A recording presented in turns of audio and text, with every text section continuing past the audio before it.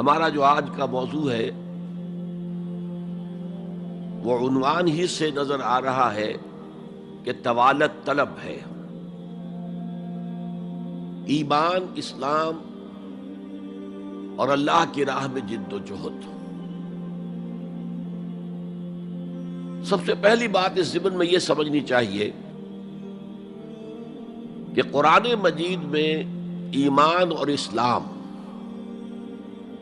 اور مومن اور مسلم تقریباً ہم معنی اور مترادف الفاظ کے طور پر استعمال ہوئے، اگرچہ ایمان کا زیادہ تعلق انسان کے باطن سے ہے، اس کے ذہن سے ہے، قلب سے ہے، اور اسلام کا زیادہ تعلق اس کے عمل سے ہے۔ تاہم جس شخص کے دل میں ایمان ہے اور عمل میں اسلام ہے، اسے آپ مومن کہیں یا مسلم کہیں، کوئی فرق واقع نہیں ہوتا۔ Call the rose by any name, it will smell as sweet۔ لیکن یہ کہ اگر دو اصطلاحیں ہیں قرآن کی اور ہمارے دین کی، تو لازماً ان میں کوئی فرق ہے۔ اور یہ جو آج ہم جس کا مطالعہ کر رہے ہیں، یہ مقام قرآن حکیم کا اہم ترین مقام ہے اس خاص مضمون کے اعتبار سے۔ یہ وضاحت میں نے اس لیے کر دی کہ خاص مضمون کے اعتبار سے کہ قرآن کا کوئی ایک لفظ بھی غیر اہم نہیں ہے، لیکن مختلف موضوعات کے اعتبار سے مختلف مقامات کو سب سے بڑھ کر اہمیت کا حامل قرار دیا جا سکتا ہے۔ تو خاص اس موضوع پر، ایمان اور اسلام کے فرق پر، یہ مقام قرآن حکیم کا اہم ترین مقام ہے۔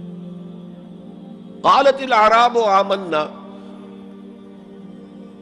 یہ بدو لوگ کہہ رہے ہیں ہم ایمان لے آئے۔ قل لم تؤمنوا، اے نبی ان سے کہہ دیجئے تم ایمان ہرگز نہیں لائے ہو۔ شاید بعض حضرات سوچے یہ ہرگز کا لفظ تم نے کہاں سے ایڈ کر دیا؟ تو عربی میں فعل ماضی کی نفی کا ایک طریقہ یہ ہے کہ ماضی ہی کے صیغے پر ما کا اضافہ کر دے، ما آمنتم، تم ایمان نہیں لائے ہو۔ لیکن فعل مضارع سے قبل لم لایا جائے تو یہ ماضی کی نفی ہے انتہائی تاکیدی۔ لم تؤمنوا، ما آمنتم نہیں کہا، لم تؤمنوا، تم ہرگز ایمان نہیں لائے ہو۔ ولیکن قولوا اسلمنا، ہاں یوں کہو کہ ہم اسلام لے آئے ہیں، یا ہم نے اطاعت قبول کر لی ہے، ہم نے سرنڈر کر دیا ہے، اسلام کی، اسلامی ریاست کی بالادستی قبول کر لی ہے۔ ولیکن قولوا اسلمنا، اور اب دیکھیے نہایت تاکیدی نفی پہلے ہو چکی ہے، لم تؤمنوا، پھر مزید تاکید ولما يدخل الایمان فی قلوبکم، ابھی تک ایمان تمہارے دلوں میں ہرگز داخل نہیں ہوا۔ یہ پھر لما، لم کا اضافہ ہے۔ یہ مقام ہے جہاں ان دونوں چیزوں کو بالکل علیحدہ کر کے ایک دوسرے کے مقابل میں لے آئے ہیں۔ ثابت ہوا ایمان کچھ اور ہے، اسلام کچھ اور ہے۔ ذرا نوٹ کر لیجئے کہ قرآن مجید میں یا اسلام کی اصطلاحات میں تین جوڑے ایسے ہیں کہ جن میں عام اور خاص کی نسبت ہے۔ ایمان خاص ہے، اسلام عام ہے، یعنی ہر مومن تو لازماً مسلم ہے، ہر مسلم لازماً مومن نہیں ہے۔ یہی معاملہ نبی اور رسول کا ہے۔ نبی عام ہے، رسول خاص ہے۔ ہر رسول تو لازماً نبی ہے، لیکن ہر نبی لازماً رسول نہیں ہے۔ یہی معاملہ جہاد اور قتال کا ہے۔ قتال تو لازماً جہاد ہے، لیکن جہاد لازماً قتال نہیں ہے۔ ان اصطلاحات کے بارے میں بہت خوبصورت بات کہی ہے مفسرین نے. اذا التقیا خالفا واذا خالفا اجتمعا. جب یہ اصطلاحات سامنے سامنے آتی ہے ایک دوسرے کے آمنے سامنے تو ان کے مفہوم میں اختلاف ہو جاتا ہے. لیکن علیحدہ علیحدہ آ رہی ہو، یہاں پر اکیلی اصطلاح ایمان ہے، یہاں پر اکیلی اصطلاح اسلام ہے، تو ان کے معنی تقریباً ایک ہو جاتے ہیں. اور دوسرے یہ کہ یہ اصطلاحات جو ہیں جوڑے، یہ ایک دوسرے کی جگہ پر استعمال ہو جاتے ہیں. تو ایمان کی جگہ اسلام، اسلام کی جگہ ایمان، یہ استعمال کیے جا سکتے ہیں. اور جیسا کہ میں نے شروع میں کہا، یہ دونوں تقریباً قرآن کے عام اسلوب کے اعتبار سے مترادف رحمانی الفاظ ہیں، لیکن یہاں انہیں بالکل علیحدہ کر دیا گیا ہے. قالت الاعراب آمنا قل لم تؤمنوا ولكن قولوا اسلمنا ولما يدخل الايمان في قلوبكم. اب ذرا پس منظر سمجھیے کہ یہ کون لوگ تھے جن سے یہ کہا جا رہا ہے. دیکھیے، آپ کو معلوم ہے کہ ابتدا میں جب کہ حضور ابھی مکہ میں تشریف فرما تھے تو جس شخص کے دل میں ایمان یقین کے درجے میں آ جاتا تھا، صرف وہی کہتا تھا اشہد ان لا الہ الا اللہ واشہد ان محمد رسول اللہ. گویا کہ ایمان پہلے آتا تھا، اسلام بعد میں آتا تھا، اس لیے کہ انہیں معلوم تھا کہ اسلام کے اعلان کا مطلب کیا ہوگا. گویا کہ اپنے معاشرے کو میں چیلنج کر رہا ہوں، اپنے خاندان سے ہی نہیں، اہل و عیال سے بھی کٹ جانے کے لیے تیار ہوں. جو شخص اس حد تک یقین کا حامل ہو جاتا تھا وہ پھر اسلام کا اعلان کرتا تھا. لیکن رفتہ رفتہ صورت بدلی، خاص طور پر ہجرت کے فوراً بعد. آپ کو معلوم ہے کہ وہاں اللہ تعالیٰ نے ایسے حالات اور اسباب پیدا کر دیے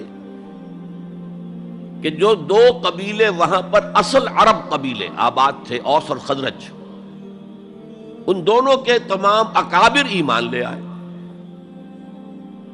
اور قبائلی زندگی کا معاملہ آپ کو معلوم ہے کہ اگر سرداروں نے ایمان قبول کر لیا تو پھر دونوں قبیلوں نے ایمان قبول کر لیا. لیکن یہاں کیفیت اب وہ نہیں تھی. یقیناً بہت سے لوگ ان میں وہ تھے جنہوں نے دل کے ساتھ ایمان قبول کیا تھا، اس کے فیس ویلیو پر تسلیم کیا تھا. لیکن بہت سے لوگ وہ بھی تھے کہ جو یہ دیکھ کر کے پورا قبیلہ اسلام لا رہا، چلو ہم بھی شامل ہو جائیں.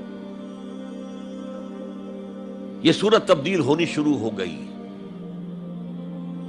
یعنی ان کے حد تک اسلام پہلے آ گیا، پھر رفتہ رفتہ حضور کی معیت میں رہے، حضور کی صحبت حاصل رہی اور اس سے استفادہ کیا تو ایمان بھی پیدا ہوتا چلا گیا. اب یہاں اسلام پہلے آیا، ایمان بعد میں آیا. یہی کیفیت ہماری ہے آج.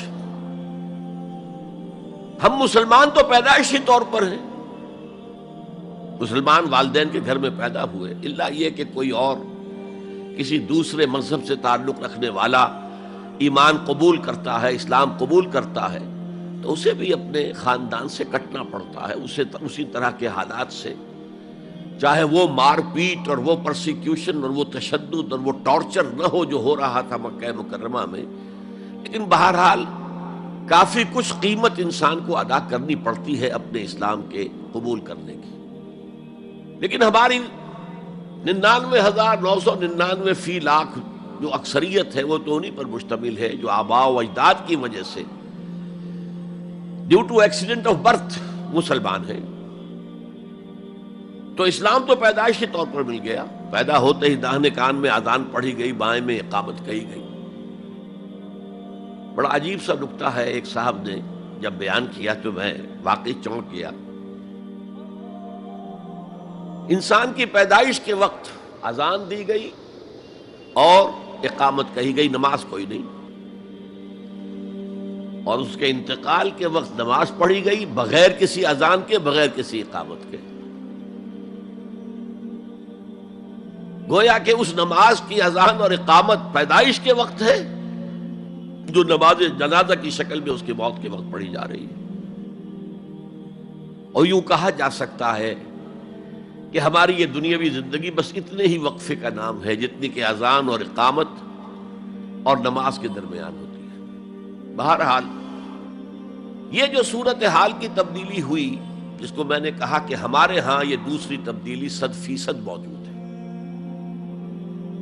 یہ تبدیلی اپنے کلائمیکس کو پہنچ گئی جب حضور کو اللہ تعالیٰ نے اتنی کامیابی عطا کی کہ مکہ بھی فتح ہو گیا۔ تو اگرچہ عرب میں کوئی فارمل گورنمنٹ نہیں تھی، کوئی حکومت فارمل وہاں قائم نہیں تھی، لیکن قریش کا مقام پورے عرب میں ایسے ہی تھا جیسے کہ کسی ملک کا صدر مقام ہوتا ہے۔ مذہبی مرکز وہی تھا، خانہ کعبہ وہاں تھا، تمام قبیلوں کے بت وہاں رکھے ہوئے تھے، قریش اس کے متولی تھے، لہذا قریش کو امتیازی حیثیت حاصل ہو گئی۔ اور اس کا سب سے بڑا معاشی فائدہ جو انہیں ہوا تھا وہ یہ تھا کہ جب کہ دوسرے کسی قبیلے کا کوئی تجارتی قافلہ بچ کر نہیں جا سکتا تھا، اس پہ لوٹ مار، وہاں قریش کے قافلے کو کوئی ہاتھ نہیں لگاتا تھا، اس لیے کہ ہمارے تو خدا ان کے ہاسٹیجز ہیں، ہمارے بت جو ہیں رکھے ہوئے ہیں ان کے پاس خانہ کعبہ کے اندر، اگر ہم ان کے قافلے پر کوئی حملہ کریں گے تو وہ ہمارے بتوں کی گردن توڑ کر یا ایسے اٹھا کر باہر پھینک دیں گے۔ تو بہت بڑا سیاسی اور بہت بڑا معاشی فائدہ قریش کو تھا اس خانہ کعبہ کی وجہ سے، اور اس پر ایک پوری سورت ہے قرآن مجید کی، لإلاف قریش ایلافہم رحلۃ الشتاء والصیف فلیعبدوا رب ھذا البیت الذی اطعمہم من جوع وآمنہم من خوف۔ اس گھر کی وجہ سے ان کو معاشی فوائد حاصل ہے اور امن حاصل ہے۔ بہرحال جب مکہ فتح ہو گیا حضور کے دست مبارک پر صلی اللہ علیہ وسلم، تو اب پورے عرب کے اطراف و اکناف میں یہ بات طے ہو گئی کہ اب جدید اصطلاح میں ہم کہیں گے it's no use continuing resistance. اب ہم کیا مخالفت کریں اور کیا اب آپ کا راستہ روکنے کی کوشش کریں، بات ختم ہو گئی جب مکے پر اب حضور کا قبضہ ہے صلی اللہ علیہ وسلم۔ تو اب قبیلوں نے اپنے وفد بھیجنے شروع کیے، فلاں وفد آ رہا ہے ایمان کا اعلان کر رہا ہے، پورا قبیلہ ایمان لے آیا ہے، فلاں قبیلے کا وفد آ رہا ہے ایمان کا اظہار کر رہے ہیں، مسلمان ہو گئے ہیں، پورا عرب مسلمان ہو گئے۔ اب یہ لوگ جو ایمان لا رہے تھے، اور ایمان لانے کا مطلب کیا ہے؟ صرف یہ کہہ دینا اشہد ان لا الہ الا اللہ واشہد ان محمد رسول اللہ صلی اللہ علیہ وسلم، ان کی اندرونی کیفیات تین میں سے کوئی سی ایک ہو سکتی تھی۔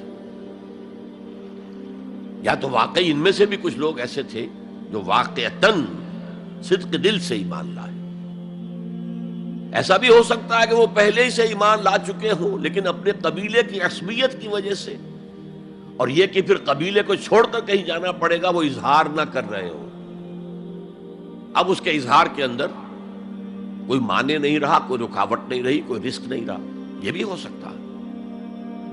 تو ایک ممکن کیفیت تو یہ تھی کہ وہ ایمان لائے ہو حقیقتاً صدق قلب سے، اور ایک ممکن صورت یہ تھی، اور یہ ہر انقلابی عمل میں ہوتا ہے، کہ مخالف انقلاب قوتیں جب یہ سمجھتی ہیں کہ اب ہمارا بس نہیں چلے گا، اب ہم انقلاب کا راستہ نہیں روک سکتے، تو بظاہر سرنڈر کر دیتے ہیں، لیکن دلوں میں ایک ارادہ ہوتا ہے دیکھیں گے کوئی موقع ملا، وہ حالات بدلے تو پھر ان سے نبٹ لیں گے۔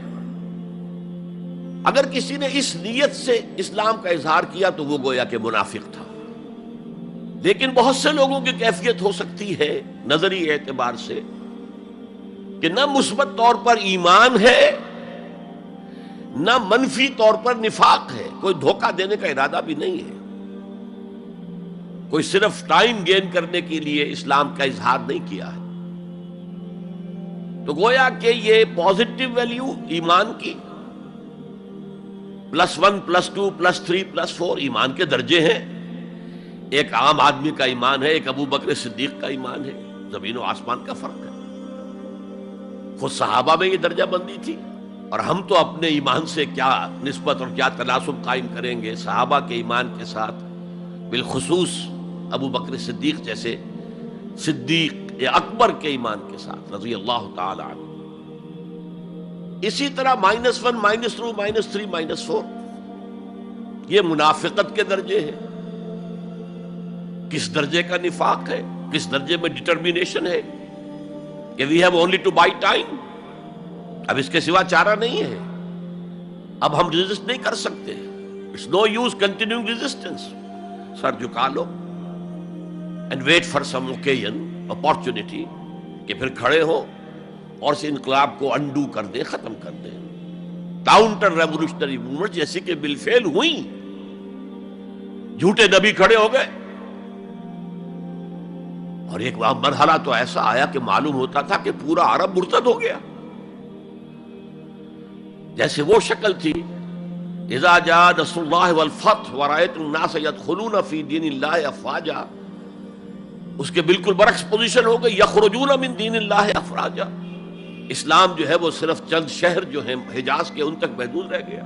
ابن تیمیہ رحمۃ اللہ علیہ نے ایک عنوان قائم کیا ہے، اثبات الاسلام بغیر الایمان. اسلام کا اثبات، تسلیم کر لینا اسلام کو بغیر ایمان کے.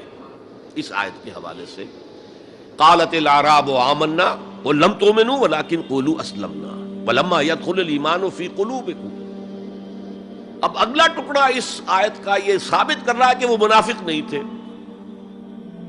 وَإِن تُطِيعُوا اللَّهَ وَرَسُولَهُ لَا يَلِدْكُم مِّنْ أَعْمَالِكُمْ شَيْئًا.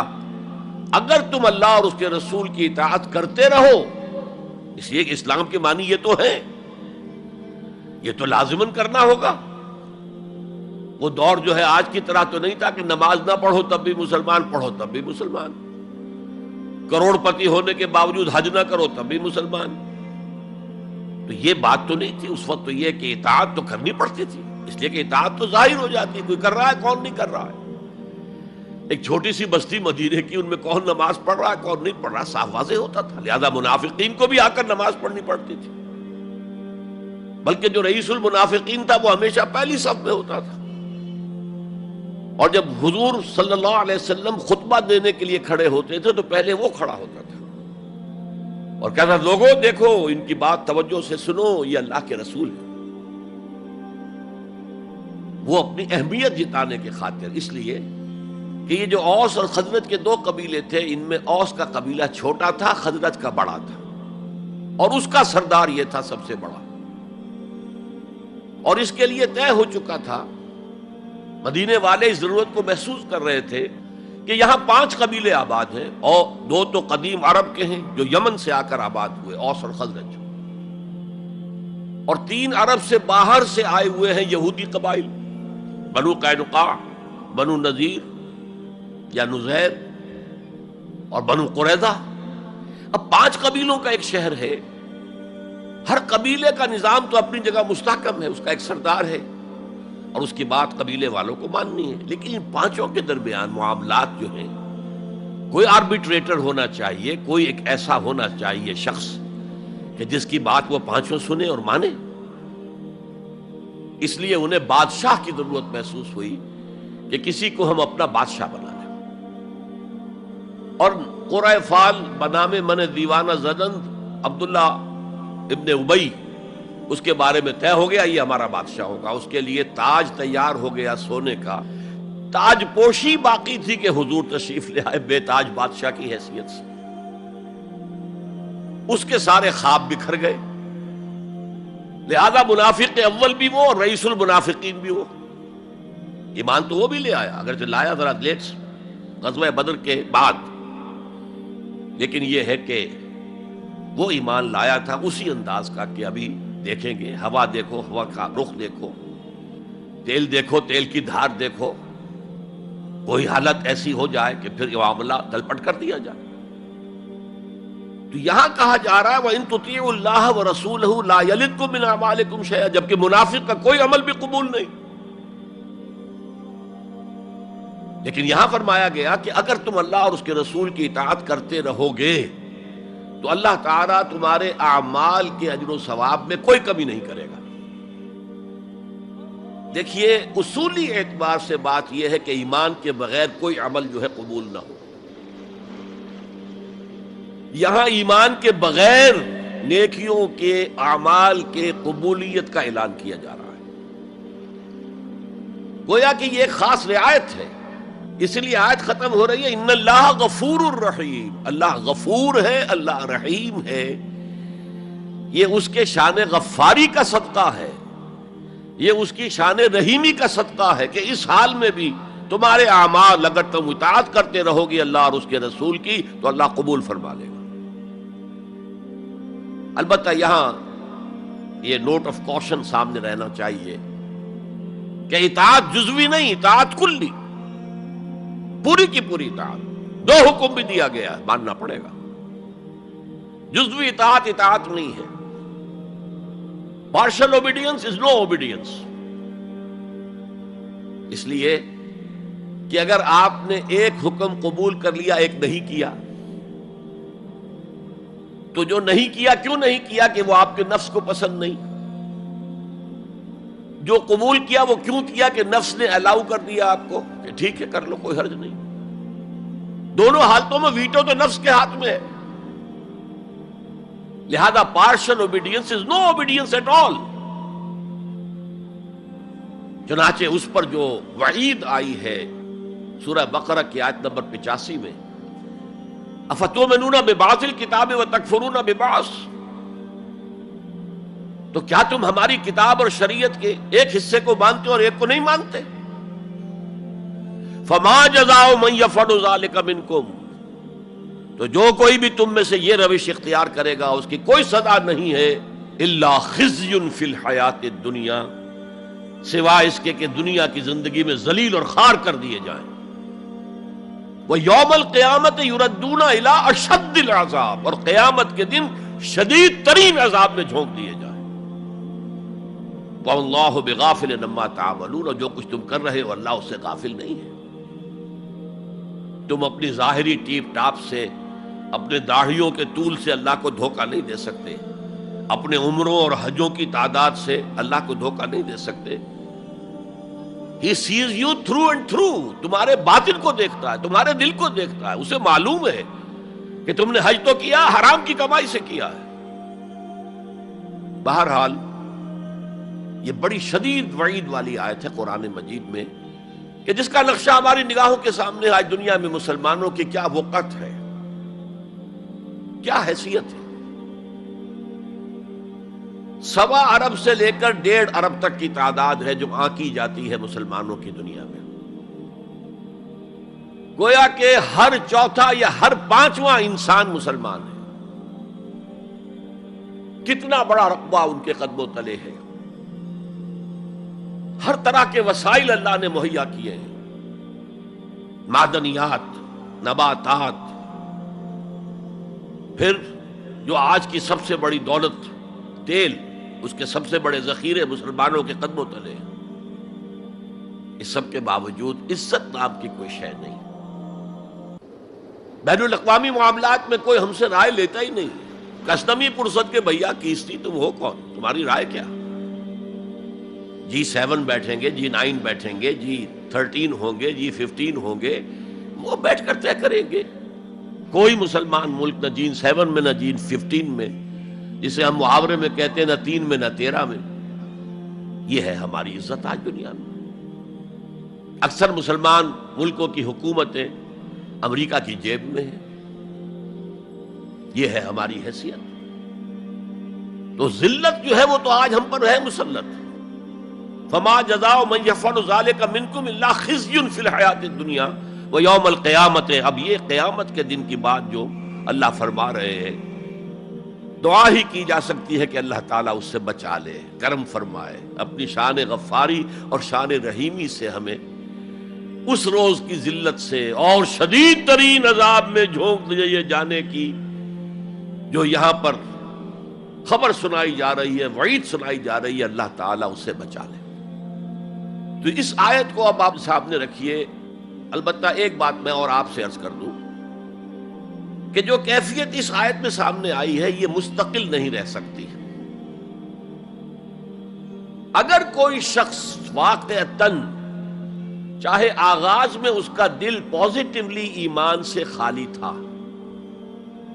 لیکن ساتھ ہی نیگیٹو نفاق سے بھی خالی تھا، کہہ سکتے ہیں زیرو لیول ہے، پلس ویلیوز اور مائنس ویلیوز کے درمیان زیرو آئے گا، تو باطن کے اعتبار سے چاہے وہ زیرو لیول پر تھا لیکن اگر وہ اطاعت کرتا رہا، نماز پڑھتا رہا، روزہ رکھتا رہا، زکوٰۃ دیتا رہا، حرام چیزوں سے بچتا رہا، فرائض ادا کرتا رہا، تو اس سے لازماً ایمان پیدا ہو جائے گا اس کے دلوں میں.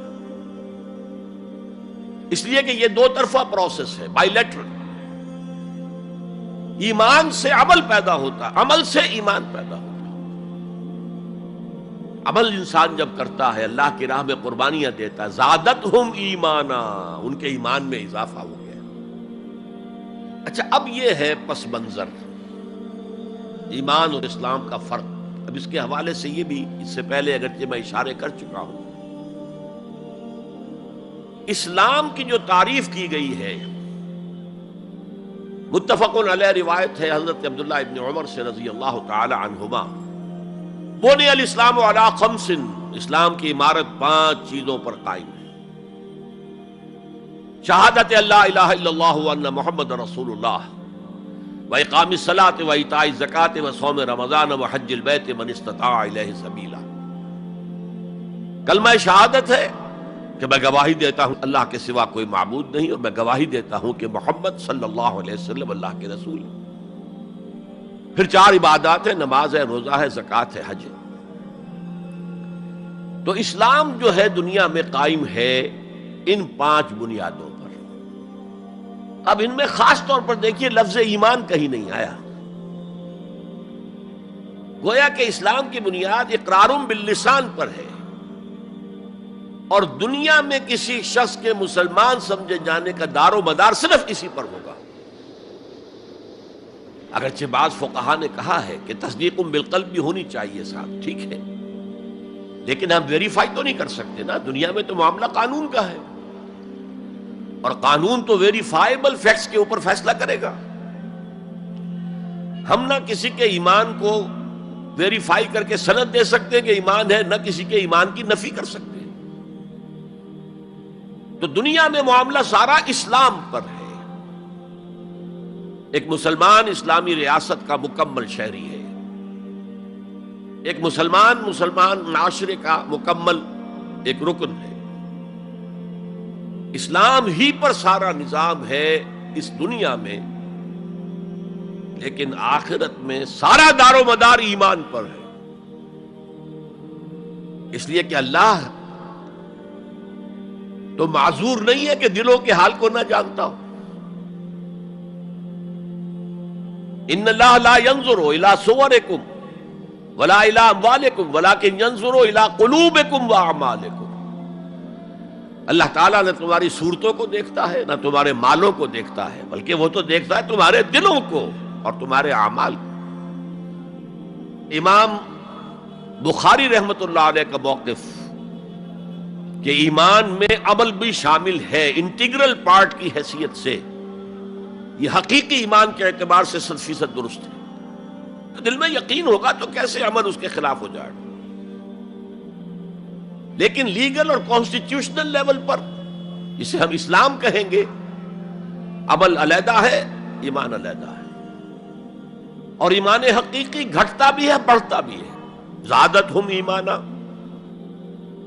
وما زادہم الا ایمانا وتسلیما، سورہ احزاب میں فرمایا کہ وہ جو 12,000 کا لشکر آ گیا تھا اور ایک شدید صورت پیدا ہو گئی تھی اور محسوس ہوتا تھا perhaps this is the end، جیسے کہ ایک چراغ جل رہا ہے میدان میں رکھا ہوا اور جھکڑ چل رہا ہے بجھانے کے لیے، تو منافقین کا نفاق ان کی زبانوں پر آ گیا. ما وعدنا اللہ ورسولہ الا غرورا، ہم سے اللہ اور اس کے رسول نے جو وعدے کیے تھے وہ سب جھوٹے ثابت ہوئے. ہم سے کہا گیا تھا کیسر و کسریٰ کے خزانے تمہارے قدموں میں ہوں گے، اور آج کیا ہے، ہم رفع حاجت کے لیے باہر نہیں جا سکتے. تو منافقین کے اندر کا روگ جو تھا وہ ان کی زبانوں پر آ گیا. اور اہل ایمان کا معاملہ کیا ہوا؟ انہوں نے جب دیکھا لما راول احزاب قالوا ھذا ما وعدنا اللہ ورسولہ، انہوں نے کہا یہی تو ہے جس کا ہم سے اللہ اور اس کے رسول نے وعدہ کیا تھا۔ یہ آیت تو سورہ بقرہ میں نازل ہو چکی تھی، وَلَنَبْلُوَنَّكُمْ بِشَيْءٍ مِّنَ الْخَوْفِ وَالْجُوعِ وَنَقْصٍ مِّنَ الْأَمْوَالِ وَالْأَنفُسِ وَالثَّمَرَاتِ وَبَشِّرِ الصَّابِرِينَ، ہم لازماً آزمائیں گے تمہیں، لازماً آزمائیں گے، خوف سے، بھوک سے، فقر و فاقے سے، جان اور مال اور ثمرات کے ضیاع سے اور زیاں سے۔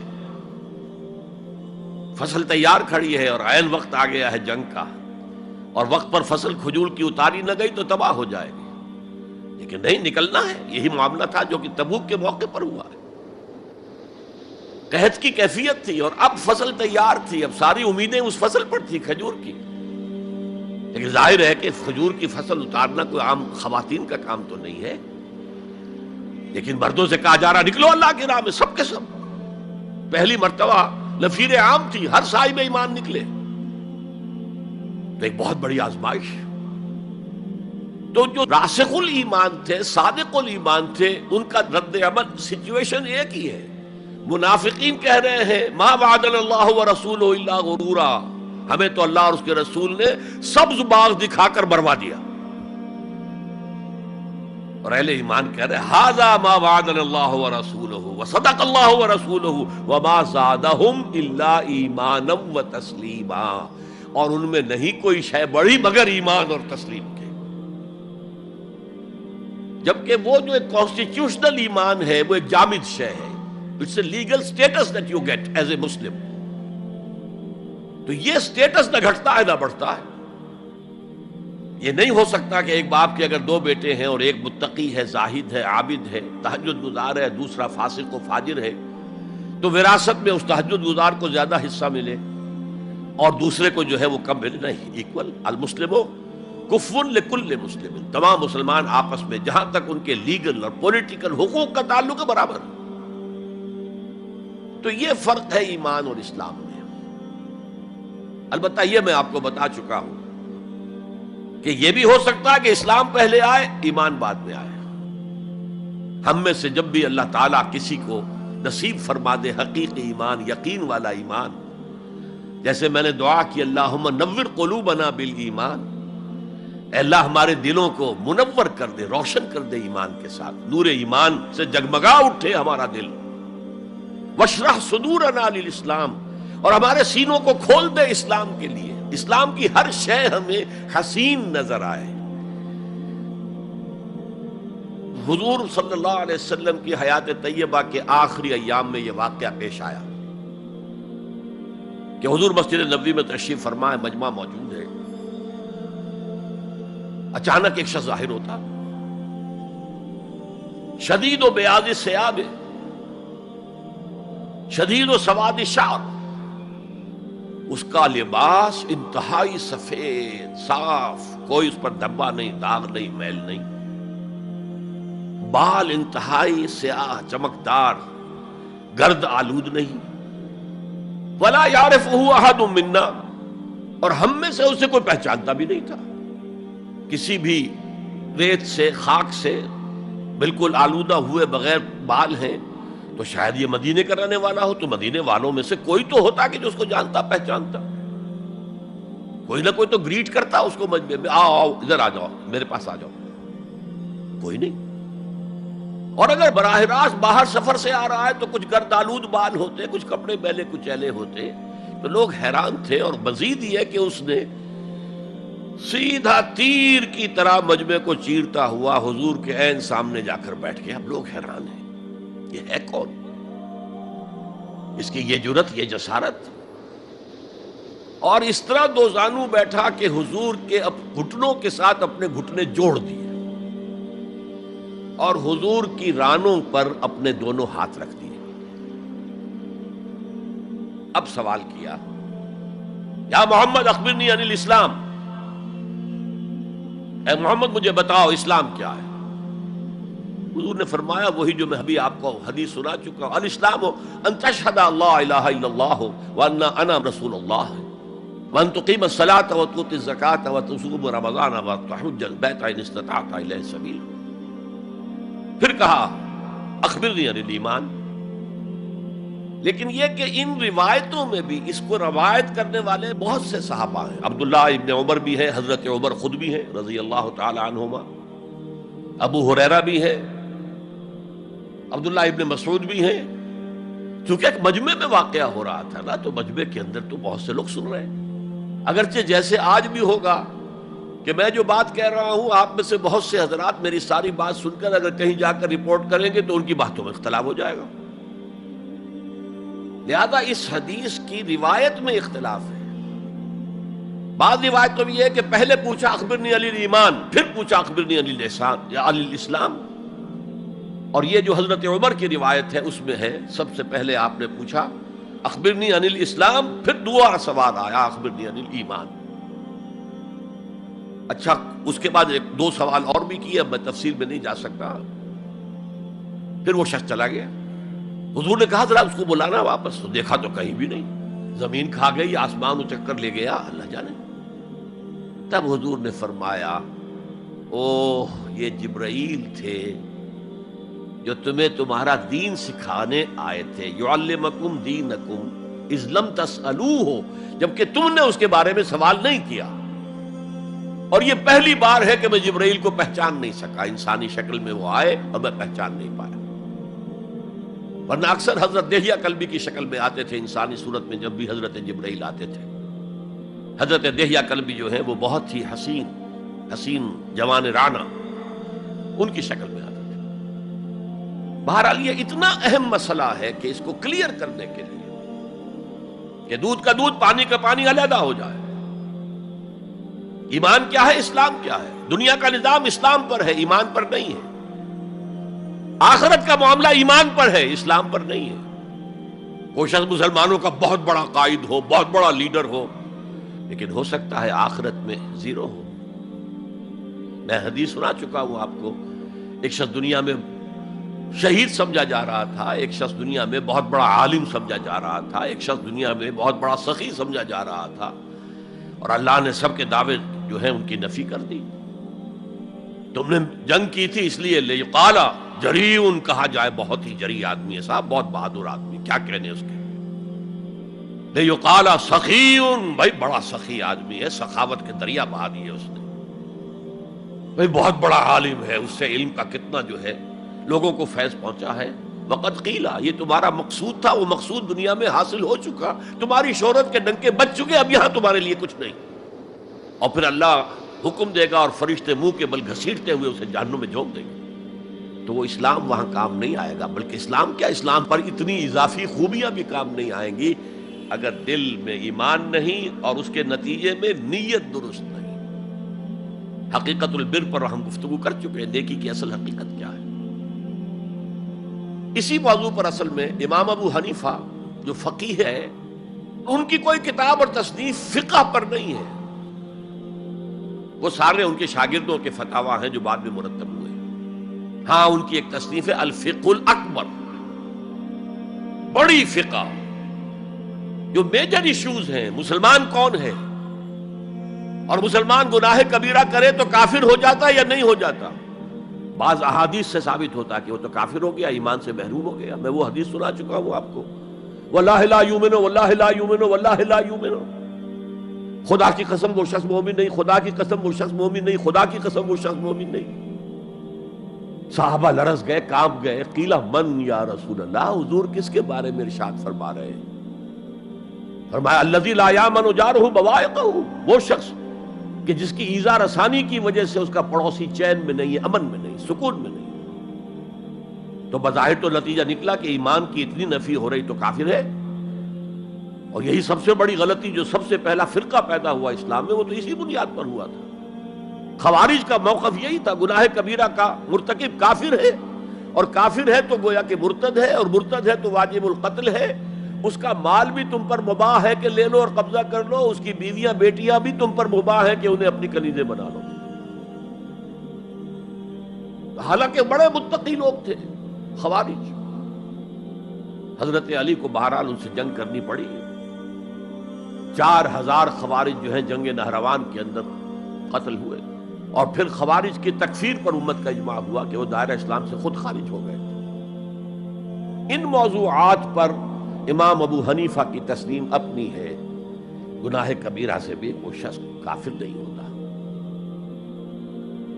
بہرحال ہمارا جو اصل موضوع ہے اس کی طرف میں آ رہا ہوں۔ اسلام اور ایمان کو جب علیحدہ علیحدہ اس طرح کر دیا، نیچرلی اب ایک سوال پیدا ہوتا ہے کہ پھر مومن کو ڈیفائن کیجئے، who is a مومن؟ We want to be acknowledged as مومنز۔ کیا پری ریکویزٹس ہیں، کیا شرائط ہیں؟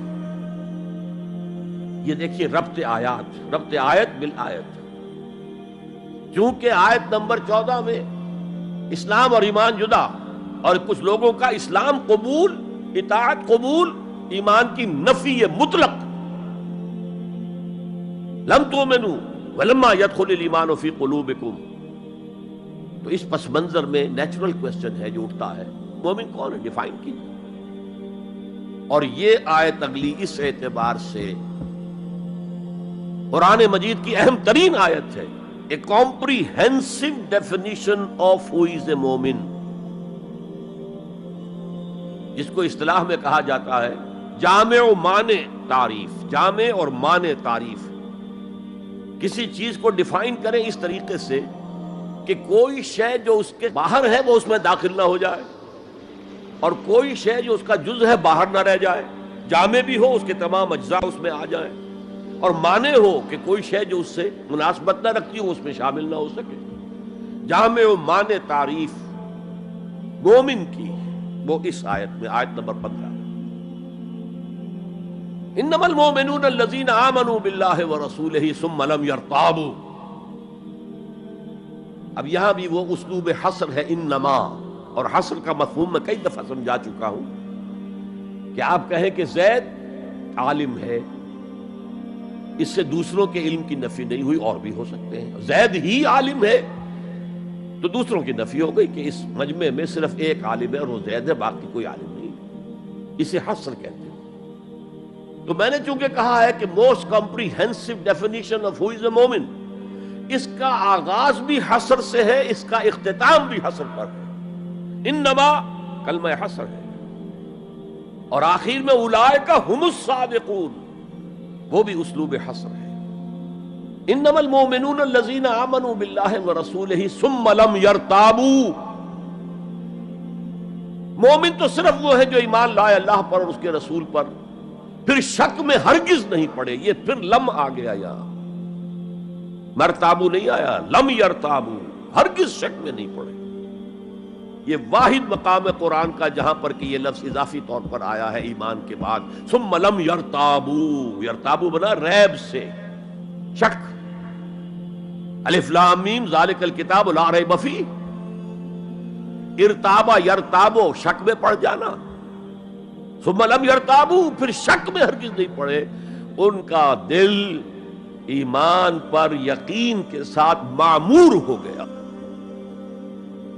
چنانچہ پازیٹیو انداز میں یہی شان بیان ہوئی ہے صحابہ کی اکثریت کی، اسی سورہ حجرات میں فرمایا گیا صحابہ کرام سے، وَلَٰكِنَّ اللَّهَ حَبَّبَ إِلَيْكُمُ الْإِيمَانَ وَزَيَّنَهُ فِي قُلُوبِكُمْ۔ اللہ نے تو تمہارے نزدیک ایمان کو محبوب بنا دیا ہے اور تمہارے دلوں میں کھبا دیا ہے، مزین کر دیا تمہارے دلوں کو ایمان سے، منور کر دیا تمہارے دلوں کو ایمان سے۔ تو یہاں فرمایا انما المؤمنون الذین آمنوا باللہ ورسولہ ثم لم یرتابوا، اضافی شرط، وجاہدوا باموالہم وانفسہم فی سبیل اللہ، اور جہاد کیا انہوں نے اپنے مالوں کے ساتھ اور جانوں کے ساتھ اللہ کی راہ میں، یہ دوسری شرط لازم۔ گویا جہاد کے بغیر کوئی ایمان نہیں۔ یہ جامع و مانع تعریف ہے۔ اولئک ھم الصادقون، صرف یہ لوگ سچے ہیں۔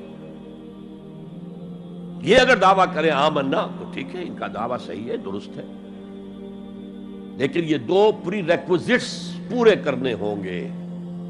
اب اس کو میں سمجھانے کے لیے کہا کرتا ہوں کہ دیکھیے یہ 5 ارکان تو اسلام کے ہو گئے، کلمہ شہادت، نماز، روزہ، حج، زکوٰۃ۔ اس میں جب حقیقی ایمان دلوں میں اتر جائے گا تو ایک تو رکن یہاں اضافی ہو جائے گا، یقین قلب، صرف گواہی نہیں، صرف وربل اٹیسٹیشن نہیں، یقین قلب بھی، اور دوسرا عمل میں آ جائے گا جہاد فی سبیل اللہ۔ وہ پانچوں ارکان قائم رہیں گے۔ اسلام عام ہے، ایمان خاص ہے، تو اسلام کے 5 ارکان تو ہیں موجود، وہ تو شامل رہیں گے۔ اگرچہ ظاہر بات ہے جب دل میں یقین پیدا ہو جائے گا تو اب نماز کی شان کچھ اور ہوگی۔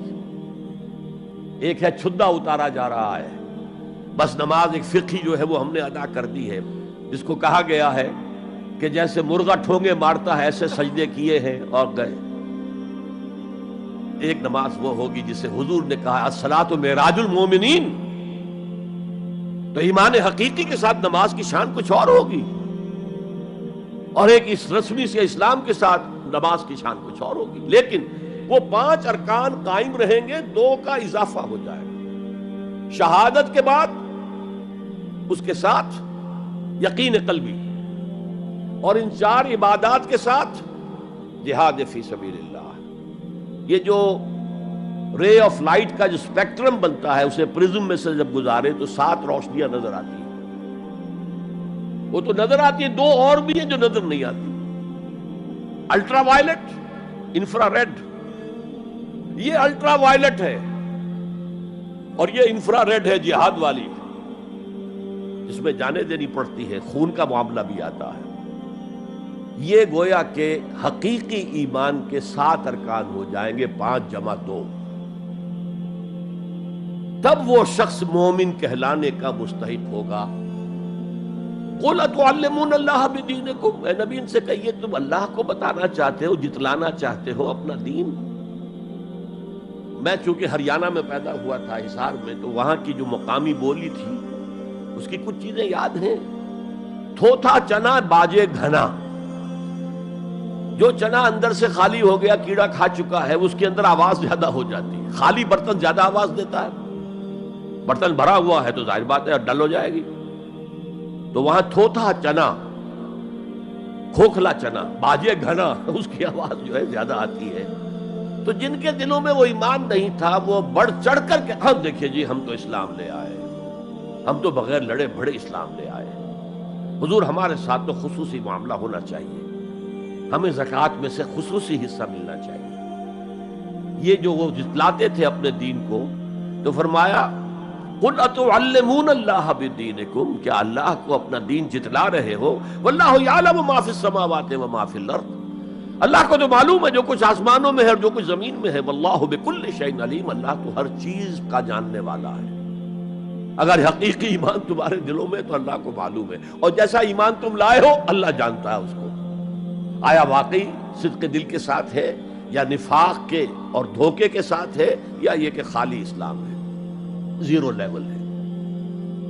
یمنون علیک ان اسلموا، اے نبی یہ آپ پر احسان دھر رہے ہیں کہ ہم اسلام لے آئے، دیکھیے جی ہم نے تو اطاعت قبول کر لی، آپ نے قریش سے تو اتنی جنگیں کی ہیں، فلاں سے تو اتنی جنگیں کی ہیں، آپ کے ساتھی اتنے شہید بھی ہوئے، ہم نے تو جنگ نہیں کی، ہم ایسے ہی مان لے آئے ہیں، تو گویا کہ احسان ہے ہمارا۔ یمنون علیک، مننا یمنو احسان دھرنا، یمنون علیک ان اسلموا قل لا تمنوا علی اسلامکم، کہہ دیجئے مجھ پر اپنے اسلام کا احسان مت دھرو، بل اللہ یمن علیکم ان ہداکم للایمان، بلکہ اللہ تم پر احسان دھرتا ہے کہ تمہیں اسلام کا راستہ دکھا دیا ہے۔ تم اسلام میں آ گئے ہو تو ایمان کا راستہ تمہیں دکھا دیا ہے، اب عمل کرتے رہو گے تو ایمان پیدا ہو جائے گا۔ یہ جو میں نے عرض کیا تھا کہ یہ کیفیت اثبات الاسلام بغیر الایمان یہ مستقل نہیں ہے، یہ عارضی ہے۔ جب عمل کریں گے تو ایمان پیدا ہو جائے گا۔ تو بل اللہ یمن علیکم ان ہداکم للایمان ان کنتم صادقین، بلکہ اللہ کا احسان مانو کہ اس نے تمہیں اسلام کے راستے پر لا کر گویا کہ اس سڑک پر ڈال دیا ہے جو ایمان کی طرف لے جا رہی ہے۔ اگر تم اسلام کے بارے میں بھی سچے ہو، یعنی وہ لوگ نکل جائیں گے جو دھوکہ دینے کے لیے ایمان لا رہے تھے۔ ان اللہ یعلم غیب السماوات والارض، یقیناً اللہ جانتا ہے ہر پوشیدہ چیز کو جو آسمانوں کی ہے اور زمین کی ہے. اور یہ غیب کا لفظ ہماری نسبت سے ہے، نوٹ کر لیجئے اسے. اللہ کے لیے کوئی غیب نہیں ہے، سرے سے کوئی غیب. ہر شے اس کے لیے شہود ہے، ہر شے ہر آن اس کی نگاہوں کے سامنے. کوئی شے اس کے لیے غیب نہیں. یہ ریلیٹو ٹرم ہے جو ہمارے لیے غیب ہے. واللہ بصیر بما تعملون، اور جو کچھ تم کر رہے ہو اللہ اسے دیکھ رہا ہے. اچھا، اب پھر پہلی دو آیات کی طرف آ جائیے. اسلام ایمان علیحدہ چیزیں ہیں. ایمان کی تعریف یقین قلبی دل میں، اور جہاد فی سبیل اللہ عمل. گویا کہ ان میں سے کوئی ایک چیز بھی نہیں ہے تو پھر مومن نہیں ہو تم. دل میں یقین نہیں تو مومن نہیں، عمل میں جہاد نہیں تو مومن نہیں. اب اسی کو دوسرے مقام سے جو میں نے آیات پڑھی تھی، سورہ صف کی آیت نمبر 10-11، یا ایھا الذین آمنوا هل ادلکم علی تجارۃ تنجیکم من عذاب علیم. اہل ایمان، کیا میں تمہاری رہنمائی کروں اس تجارت کی جانب جو تمہیں جہنم کے عذاب سے بچا دے، نجات دے دے. سوالیہ انداز، یہ قرآن کا بھی انداز ہے، حضور کا بھی انداز تھا. پہلے سوال کیا جائے تاکہ اذہان سوچنے کی طرف آمادہ ہو جائے، تیار ہو جائیں کہ اب آگے کیا بات آ رہی ہے. حضور بھی سوال کیا کرتے تھے، اتدرون من المفلس، تم جانتے ہو مفلس کسے کہتے ہیں؟ اکثر و بیشتر صحابہ کا جواب ہوتا تھا اللہ و رسول عالم، اللہ اور اس کا رسول بہتر جانتے ہیں. پھر حضور دوبارہ پوچھتے تھے تو اپنی اپنی سمجھ کے مطابق جواب دیتے تھے. المفلس عندنا ما لا درہم لہ ولا دینارا. حضور ہم مصرف اسی کو سمجھتے ہیں جس کے پاس نہ درہم ہے نہ دینار ہے. فرمایا نہیں، میری امت کا مفلس وہ ہوگا جو قیامت میں حاضر ہوگا تو نمازوں کی بھی بہت بڑی گٹھری لے کر آئے گا، روزے بھی ہوں گے، عمرے بھی ہوں گے، حج بھی ہوں گے، نیکیوں کی بہت بڑی بڑی گانٹھیں ساتھ ہوں گی، لیکن حقوق العباد میں اس نے کوتاہی کی ہوگی. قد اکل مال ھذا، اس شخص کا مال ہڑپ کر لیا ہوگا غلط طریقے سے، بہنوں کا حصہ وراثت میں کھا لیا ہوگا، کسی پر تہمت لگائی ہوگی، کسی کی غیبت کی ہوگی، اور وہ سارے دعوے دار جمع ہو جائے، اللہ اس شخص نے میرے ساتھ یہ کیا، اللہ اس شخص نے میرے ساتھ یہ کیا، تو اس کی نیکیاں سب دے دی جائیں گی. اچھا بھائی، وہاں کوئی اور کرنسی تو ہے نہیں کہ اتنے ہزار جرمانہ یا اتنا لاکھ جرمانہ. اچھا تم اس کی نمازیں لے جاؤ، تم اس کے روزے لے جاؤ، تم اس کے حج اور عمرے لے جاؤ، خالی ہو گیا. اور دعوے دار اب بھی باقی ہیں، تو ان کے گناہ اب ان کے حساب میں پڑنے شروع ہوں گے، اور وہ ان کے گناہوں کے بوجھ تلے دب کر جہنم میں جھونک دیا جائے. یہ مفلس ہے. یہ انداز تھا، یہ قرآن کا بھی انداز ہے اور یہی حضور کا انداز تھا. یا ایھا الذین آمنوا هل ادلکم علی تجارۃ تنجیکم من عذاب علیم. اے ایمان والو، اے ایمان کے دعوے دارو، یا اے وہ لوگوں جو ایمان قانونی حاصل کر چکے ہو، یا اے وہ مسلمانوں جن کی رسائی ابھی تک حقیقی ایمان تک نہیں ہوئی. یا ایھا الذین آمنوا هل ادلکم علی تجارۃ تنجیکم من عذاب علیم. کیا میں بتاؤں تمہیں وہ تجارت، وہ کاروبار جس کا نفع کیا ہوگا کہ جہنم سے چھٹکارا پا جاؤ. اب یہاں ایک منٹ رک کر توقف کر کے نظم کلام کے اعتبار سے ایک نتیجہ سامنے لے آئیے. اگر وہ تجارت نہیں کرو گے تو جہنم سے نجات کی امید یہ تمہاری وشفل تھنکنگ ہے، تمہاری آرزویں ہیں، تلک امانیہم، یہ ان کی خواہشات ہیں جنہوں نے عقیدوں کی شکل اختیار کر لی ہے. یہ اللہ کا کلام ہے، اس میں کوئی شے جو ہے محض شاعرانہ لفاظی کے لیے یا شاعرانہ مبالغے کے لیے تو نہیں ہے نا. گنجینہ معنی کا طلسم اس کو سمجھیو جو لفظ کے غالب میرے اشعار میں آوے. تو قرآن میں جو لفظ آ رہا ہے وہ ہر لفظ اپنی جگہ پر معنی کا خزانہ ہے. هل ادلکم علی تجارۃ تنجیکم من عذاب علیم. اب جواب سنیے، تؤمنون باللہ ورسولہ، ایمان لاؤ اللہ پر اور اس کے رسول پر جیسا کہ ایمان لانے کا حق ہے. بات وہی ہو گئی نا. وہ پہلا تمہارا قانونی ایمان تھا، اصل ایمان کچھ اور ہے. اسی کو سورہ نساء میں فرمایا یا ایھا الذین آمنوا آمنوا باللہ ورسولہ والکتاب الذی نزل علی رسولہ والکتاب الذی انزل من قبل. اے ایمان کے دعوے دارو ایمان لاؤ جیسا کہ ایمان لانے کا حق ہے، اللہ پر بھی اور اس کے رسول پر بھی، اور اس کتاب پر بھی جو اپنے رسول پر اس نے نازل فرمائی، اور اس کتاب پر بھی جو پہلے نازل کی تھی۔ تؤمنون باللہ ورسولہ وتجاہدون فی سبیل اللہ باموالکم وانفسکم، بالکل وہی آیت نمبر 15 بن گئی کہ نہیں سورہ حجرات کی؟ ایمان لاؤ اللہ پر اس کے رسول پر، یا ایمان رکھو اللہ پر اس کے رسول پر جیسے کہ ایمان کا حق ہے، اور جہاد کرو اللہ کے راہ میں اپنی جانوں اور مالوں کے ساتھ۔ تؤمنون باللہ ورسولہ وتجاہدون فی سبیل اللہ باموالکم وانفسکم ذالکم خیر لکم ان کنتم تعلمون، یہی تمہارے حق میں بہتر ہے اگر تم سمجھو، اگرچہ بظاہر تو گھاٹے کا سودا ہے دنیاوی اعتبار سے، اللہ کی راہ میں جہاد کرنا جان کا اندیشہ، قتال کے لیے نکلنا جان کا، جو اگر بچ کے آ گئے تو ایک نئی زندگی سمجھیے، ورنہ انسان میدان جنگ میں جاتا ہے تو جان ہتھیلی پر رکھ کر جاتا ہے۔ مال مانگا جا رہا ہے اللہ کی راہ میں، مال دے کر دنیا میں تو بہرحال دولت کی کمی کا احساس ہوتا ہے نا، اگرچہ تمہیں گھاٹے کا سودا نظر آتا ہے، حقیقت میں یہی نفع کا سودا ہے اگر تمہارے پاس علم حقیقی ہے۔ اب ان دو مقامات سے جو نتیجہ میں نے نکالا، there can be no ایمان without jihad فی سبیل اللہ،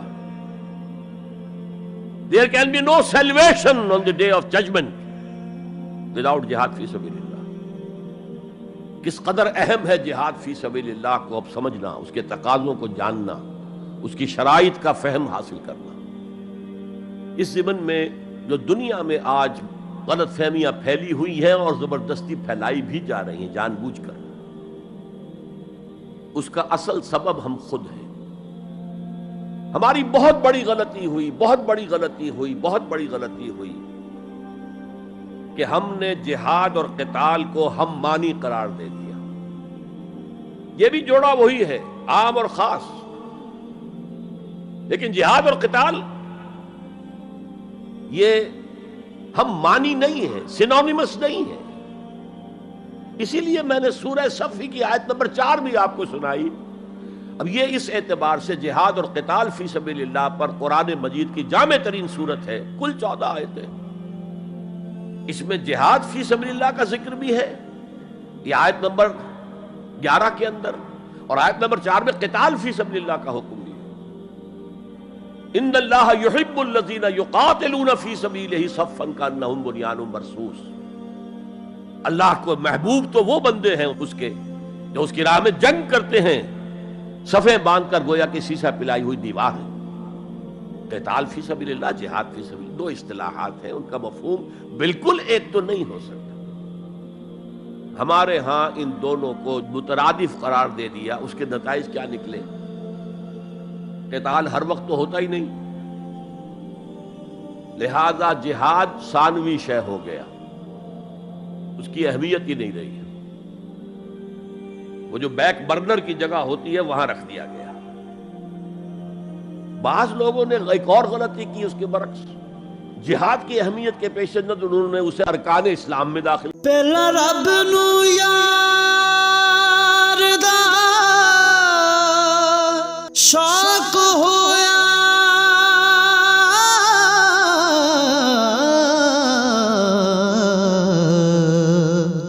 نبی پاک دا کرن جمال مائیں آیا وہی لے کے ہویا ترت حاضر،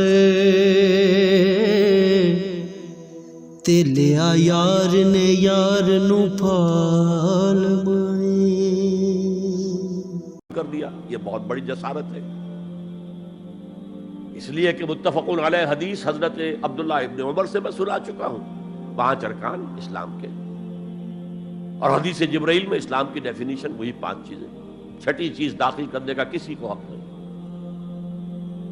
ارکان اسلام میں جہاد فی سبیل اللہ شامل ہے، ارکان ایمان میں شامل ہے۔ there can be no ایمان without جہاد فی سبیل اللہ، and there can be no salvation، نجات کا کوئی امکان نہیں ہے اگر جہاد فی سبیل اللہ نہیں۔ ہم نے مترادف بنا کر ایک طرف تو سیکنڈری حیثیت دے دی اس کو، اور اس سے ستم بالائے ستم مسلمان جنگ کرے وہ جہاد فی سبیل اللہ ہے. مسلمان بادشاہ ہے، زانی ہے، شرابی ہے، بدماش ہے، عیاش ہے، اور وہ صرف کسی اپنے پڑوسی غیر مسلم ملک پر حملہ کر رہا ہے تاکہ اس کی ریونیوز بڑھ جائیں، اس کی آمدنی بڑھ جائے، اس کی عیاشیوں کا میں اضافہ ہو جائے، وہ اور زیادہ بڑے محل بنائے، تو اس کی جنگ جہاد فی سبیل اللہ ہوگی. ہم نے بدنام کیا جہاد فی سبیل اللہ. اب غیر مسلم تو یہ سب کچھ دیکھتے ہیں، جہاد کسے کہتے ہیں؟ اسی کے اعتبار سے پھر مفہوم ان کے سامنے آتا. یہ مغالطہ ہم نے ڈالا، اس کے نتائج آج ہم بھگت رہے ہیں. اب سمجھیے مثبت طور پر جہاد فی سبیل اللہ ہے کیا، اس کے مراحل کیا ہیں. ایک 9 سٹوریڈ بلڈنگ کا آپ تصور کریں گے جس کی نویں منزل پر جا کر قتال آئے گا، اس سے پہلے نہیں. لیکن اس سے بھی پہلے لفظی معنی کیا ہے جہاد کے؟ جہاد کا لفظ بنا جہد سے. جہد کے معنی کوشش، جد و جہد اردو میں عام بولتے ہیں، اور آج کے عنوان میں بھی جد و جہد ہی کا لفظ استعمال ہوا ہے. لیکن جیسا کہ میں نے کہا تھا، مختلف ابواب میں آنے سے معنی بدلتے ہیں. جہاد یا مجاہدہ، جہد یک طرفہ ہے، کوشش، کسی کام کے لیے آپ کوشش کر رہے ہیں. To exert yourself for something, for some objective. لیکن جہاد یا مجاہدہ بنے گا جبکہ دو افراد ایک دوسرے کے مقابلے میں آ کر کوشش کر رہے ہیں، رسا کشی ہو رہی ہے. لہذا کوشش اور کشاکش، اس میں جو فرق ہے، رسا کشی، ایک ٹیم ادھر ہے ایک ادھر ہے، وہ رسے کو ادھر کھینچ رہی ہے وہ ادھر کھینچ رہی ہے، تو یہ دو طرفہ عمل ہے جہاد یا مجاہدہ. اسی طریقے سے قتل اور مقاتلہ یا قتال، کوئی شخص جا رہا تھا آپ نے شوٹ کر دیا، یہ قتل ہے، یک طرفہ عمل ہے. دو فوجیں آمنے سامنے ہیں، یہ ان کو قتل کرنا چاہتے ہیں، وہ ان کو قتل کرنا چاہتے ہیں، یہ قتال ہے، یہ جنگ ہے. یا مقاتلہ ہے، دونوں مصدر ہیں یہ، جہد، کوشش. اچھا انگریزی میں آپ کیا کہیں گے؟ To strive for something, کسی چیز کے لیے کوشش کرنا. اور جہاد کیا ہوگا؟ To struggle against something, وہ اگینسٹ ہوگا، اسٹرگل، محنت. اس فرق کو ذہن میں رکھیے. جہد کوشش، ٹو اسٹرائیو کوشش کرنا. جہاد کشاکش، کھینچ تان، جہاں جہد کے مقابلے میں آ جائے، وہ اس کو ناکام کرنے کی کوشش کرے، یہ اس کو ناکام کرنے کی کوشش کرے. ایک ویکنسی ڈکلیئر ہوئی ہے، اب آپ پورا زور لگا رہے ہیں، جو سفارش ہو سکے، جو کچھ ہو سکے کسی طریقے سے مجھے ملے. ایک اور شخص بھی زور لگا رہا ہے، یہ آپ کا جہاد ہو رہا ہے. اور قتل یک طرفہ عمل ہے، قتال جنگ ہے، دو طرفہ. اب دیکھیے یہ جو جہاد ہے یہ اس کائنات کی سب سے بڑی حقیقت ہے. Every living organism on this planet is continuously in جہاد. آپ خود کہتے ہیں اسٹرگل فار ایگزسٹنس، مقابلہ نہیں ہوتا اس میں. کاروبار میں مقابلہ ہو رہا ہے، ملازمتوں میں مقابلہ ہو رہا ہے، مقابلوں کے امتحان ہو رہے ہیں. حیوانات جرثومے چھوٹے چھوٹے سے، اسٹرگل فار ایگزسٹنس. اسے جہاد زندگانی کہیں گے آپ، جہاد زندگی. Every living creature, every living organism is engaged in continuous جہاد، اسٹرگل فار ایگزسٹنس. اس کو جہاد زندگانی کا لفظ دیا اقبال نے. یقین محکم عمل پہم محبت فاتح عالم، جہاد زندگانی میں ہے یہ مردوں کی شمشیر. اچھا مسلمان بھی جب یہ کام کرتا ہے، جہد للبقاء، اسٹرگل فار ایگزسٹنس، اگر وہ شریعت کے احکام کے مطابق کر رہا ہے تو یہ عبادت ہے. اگر حرام ذریعے استعمال کر رہا ہے، غلط ذریعے استعمال کر رہا ہے، دھوکہ دے رہا ہے، جھوٹی قسمیں کھا رہا ہے، تو یہ حرام کے درجے میں چلا گیا. اور اگر آپ اپنی اس جہد بقا کو، جہاد وجود کو، جہاد زندگانی کو اسلام کے اصولوں کے مطابق کر رہے ہیں، یہ عبادت ہے. حضور نے فرمایا القاسم و حبیب اللہ، جو شخص محنت کر کے کماتا ہے وہ اللہ کا ساتھی، اللہ کا دوست ہے، حبیب اللہ. اور سب سے بہترین کھانا بتایا وہ ہے رزق جو اپنے ہاتھ کی کمائی سے ہو، محنت مشقت. بہرحال یہ جہاد کا ایک آغاز ہے. میں نے کہا تھا یہ یونیورسل فینومینن ہے، یونیورسل. اس کائنات کی سب سے بڑی حقیقت یہی ہے. اس سے اوپر اٹھیے، انسانی سطح پر سب سے بڑا جہاد اپنے حقوق کا حصول، the freedom struggle, the struggle for self determination. کوئی قوم آ کر آپ پر حاکم ہو گئی، اس سے نجات حاصل کرنا. یہ جہاد فی سبیل الحریت. فی سبیل کسے کہتے ہیں؟ For the cause of, in the cause of. جہاد فی سبیل الحریت جائز ہے، سب کریں گے، سب کی آزادی حق ہے. کسی کو غلام بنا کر رکھنے کا کسی کو اختیار نہیں ہے. تو struggle for freedom it's a universal phenomenon. اور مسلمان بھی اگر کرے گا اور اللہ کی حدود کے اندر رہ کر کرے گا تو وہ بھی اللہ کے ہاں وہ اجر و ثواب کا مستحق ہوگا، بلکہ اگر جان دے دے گا شہید شمار ہوگا. اس لیے کہ حضور کی ایک حدیث ہے، من قتل دون مالہ فہو شہید. جو شخص اپنے مال کی حفاظت میں مارا گیا وہ بھی شہید ہے. اب آپ کہیں جا رہے تھے، آپ کے پاس کچھ مال ہے، جیب میں کچھ ہے، کوئی ڈاکو آ گئے آپ کو گھیر لیے.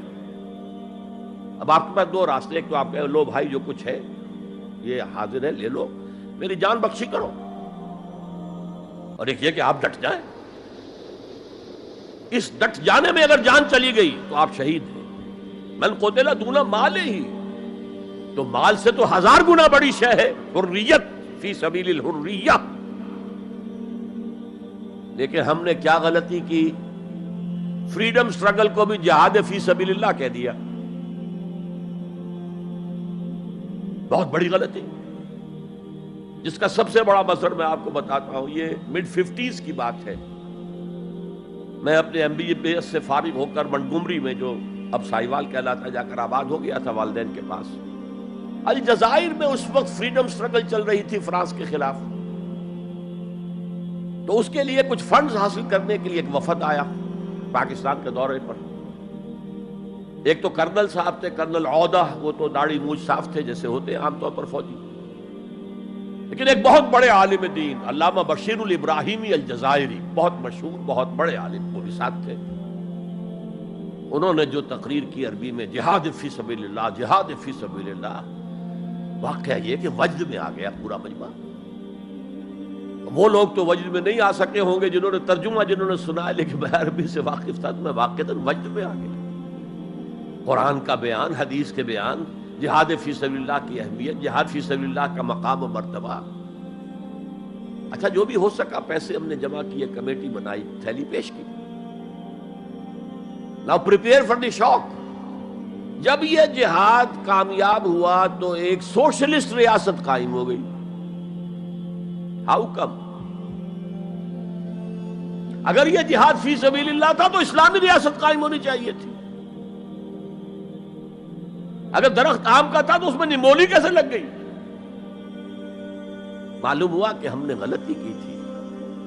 ہم نے اسے جہاد حریت کی بجائے جہاد فی سبیل اللہ کہہ دیا. بھئی جہاد حریت جائز ہے اور اس کے لیے جان دینا بھی شہادت ہے، لیکن آپ نے اس کو جہاد فی سبیل اللہ کیسے کہہ دیا؟ چنانچہ یہ نوٹ کر لیجئے کہ میں نے جب افغانستان میں روسی فوجیں داخل ہو گئیں تو جو وہاں پر ایک سٹرگل شروع ہوئی ہے، ریزسٹنس شروع ہوئی ہے، میں نے اسے کبھی جہاد فی سبیل اللہ نہیں مانا. جہاد فی سبیل اللہ کا نعرہ لگوا کر امریکہ نے فائدہ اٹھایا، مرے افغان، اور کام بن گیا اس کا آرک رائیول جو ہے وہ ختم ہو گیا. اور نتیجہ پوری دنیا بھگت رہی ہے کہ بائی پولر کی بجائے یونی پولر دنیا ہو گئی. اور وہ جو ایک پول ہے جتنا طاقت کے نشے میں اس وقت چور چور ہے، وہ آپ کو معلوم ہے، مجھے تفصیل میں جانے کی ضرورت نہیں۔ میں نے کہا تھا جہاد حریت ہے، جائز ہے، to defend your country against an invader, لیکن اسے جہاد فی سبیل اللہ نہ کہیں۔ اچھا، اس سے آگے آئیے، اب ہیومن لیول پر اس سے اوپر کا ایک کی سطح ہے، نظریے اور نظام کے لیے جہاد۔ ایک نظریہ تھا مارکسزم، اس کی بنا پر نظام جو بنا وہ communism. Who really believed in Marxism and communism, he struggled to establish a communist state. یہ جہاد ہے فی سبیل الاشتراکیہ، اشتراکیت کی راہ میں جہاد کر رہے ہیں، جانے دے رہے ہیں، مر رہے ہیں، زار کی فوجیں جو ہیں وہ شوٹ کر رہی ہیں کھڑے ہو کر کے قطاروں کے اندر، جانے دے رہے ہیں۔ اس کے بغیر تو ظاہر بات ہے شہنشاہیت، زار کی شہنشاہیت کہیں جگہ چھوڑ سکتی تھی، کہیں اپنی جڑ چھوڑ سکتی تھی؟ تو یہ جو جہاد ہے یہ ہے ایک نظریے کی بنیاد پر، اس نظریے پر ایک نظام قائم ہوتا، جس نظریے میں وہ بلیو کرتے ہیں کہ یہی حق ہے، یہی انسان کے لیے بہتر ہے، اسی میں عدل ہے، اسی میں انصاف ہے، اس کو قائم کرنے کی جد و جہد کرنا ان پر فرض ہے۔ نہیں کرتے تو آپ کہیں گے ایسے ہی جھوٹ موٹ کو بنا پھرتا ہے کمیونسٹ، اس کی تو ساری دوستیاں، اس کے سارے تعلقات جو ہیں وہ تو کیپٹلسٹ کے ساتھ ہیں، تو ان کے تنخواہ لیتا۔ آپ کہتے ہیں کہ نہیں کہتے؟ یہ ہے جہاد، اگر وہ نظریہ ایمان ہے اور نظام اسلام ہے، اس کے لیے جو جہاد ہوگا وہ جہاد فی سبیل اللہ ہے۔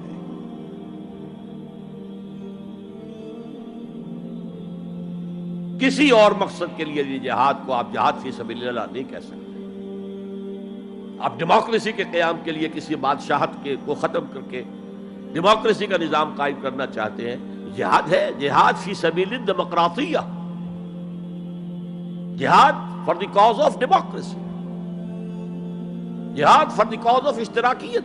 اسی معنی میں قرآن مشرکین مکہ کو بھی مجاہد قرار دیتا تھا، وہ تھے مجاہدین فی سبیل الشرک، جانے نہیں دے رہے تھے، کیا قربانیاں نہیں دے رہے تھے، وہ اپنے عقیدے کے لیے، اپنے نظریے کے لیے، اپنے نظام کے لیے جانے دے رہے تھے۔ تو یہ ہے جہاد نظریے اور نظام کے لیے۔ پھر میں تیسری مرتبہ دوہرا رہا ہوں، اگر وہ نظریہ ایمان ہے اور نظام اسلام کا ہے، قائم کرنا پیش نظر ہے، تو وہ ہے جہاد فی سبیل اللہ۔ اب اس کے 3 لیولز ہیں، اور ہر لیول پر 3 سب لیولز ہیں۔ سب سے پہلا جہاد فی سبیل اللہ کا مرحلہ ہے کہ ایمان دل میں آ گیا تو ایک کشاکش اندر شروع ہو جائے گی۔ میں اگر فرائیڈ کی اصطلاح استعمال کروں تو ایگو اور ایڈ یا لبیڈو میں تصادم ہوگا۔ آپ کے نفس کی خواہش کچھ اور ہے، ایمان کہتا ہے غلط، کشاکش ہوگی کہ نہیں؟ یہ اندرونی جہاد ہے اپنے نفس کے خلاف۔ جیسے فرعون نے کہا تھا الیس لی ملک مصر وہذہ الانہار تجری من تحتی، کیا میں بادشاہ نہیں ہوں مصر کا؟ مصر کی حکومت میری نہیں ہے؟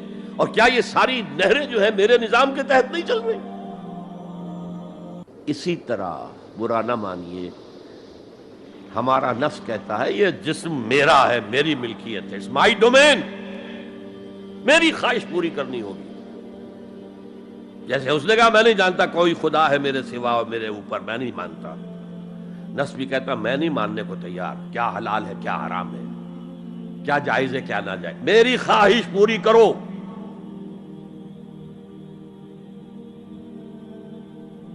اس کے خلاف جہاد، یہ پہلی منزل کا جہاد ہے۔ اور آپ کو معلوم ہے 3 منزلہ عمارت ہے، تو بلند ترین تو ہے تیسری منزل، اہم ترین ہے پہلی منزل۔ پہلی منزل بنے گی تو دوسری بنے گی، دوسری ہوگی تو تیسری بنے گی نا۔ پہلی منزل یہ ہے اور اہم ترین یہ ہے۔ اسی لیے مولانا روم نے کہا نفس ماں ہم کم ترس فرعون نیست، میرا نفس بھی فرعون سے کم نہیں ہے، لیکن ایراعون نیست، اس کے پاس لاؤ لشکر تھا، اس نے زبان سے بھی کہہ دیا تھا انا ربکم الاعلی، میں ہوں خدا۔ میرا نفس بیچارہ اس کے پاس کوئی لاؤ لشکر نہیں، زبان سے تو یہ کچھ نہیں کہتا، اندر یہی کہتا میں بادشاہ ہوں اس وجود کا، میری مرضی پوری ہو۔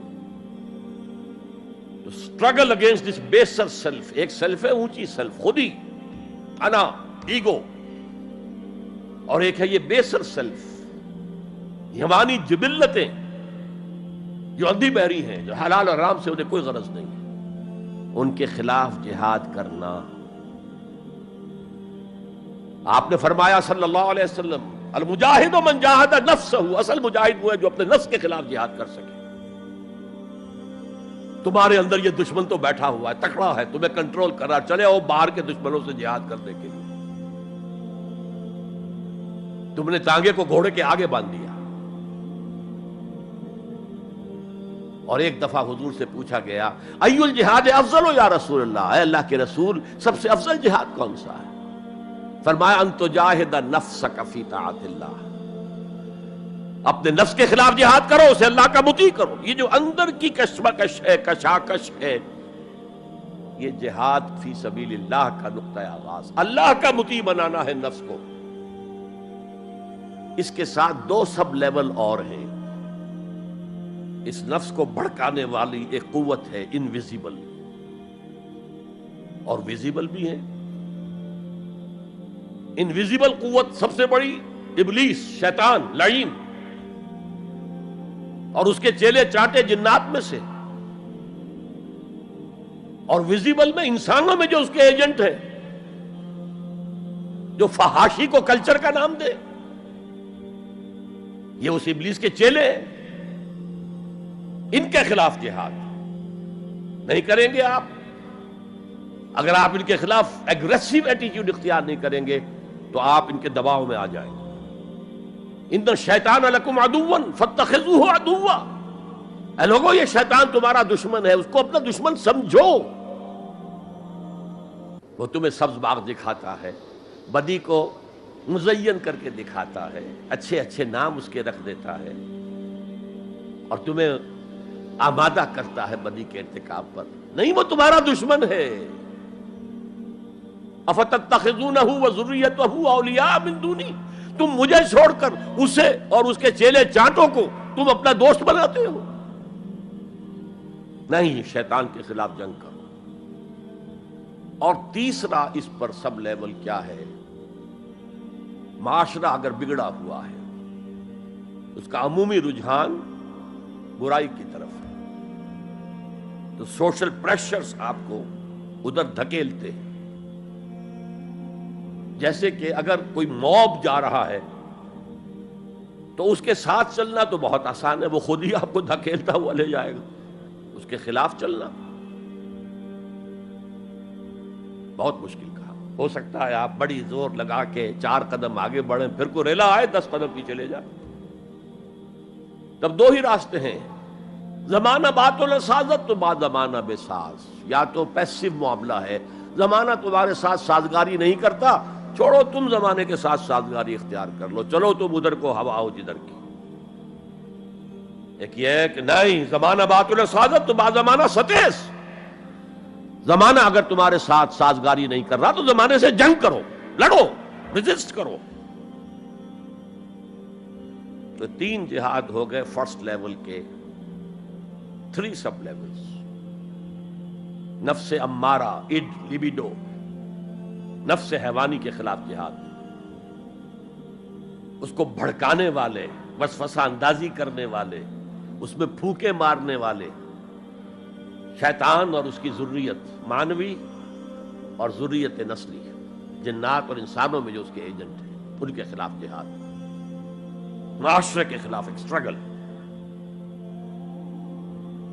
اب یہ 3 جہاد آپ نے کر لیے، اللہ توفیق دے ہم میں سے ہر ایک کو. تو اب یہ جہاد آپ کے جسم سے باہر نکلے گا، خارج میں آئے گا. دوسری منزل ہے نظریاتی تصادم. اگر آپ نے ایمان کا نظریہ اختیار کیا ہے تو الحاد کا نظریہ رکھنے والے بھی موجود ہیں.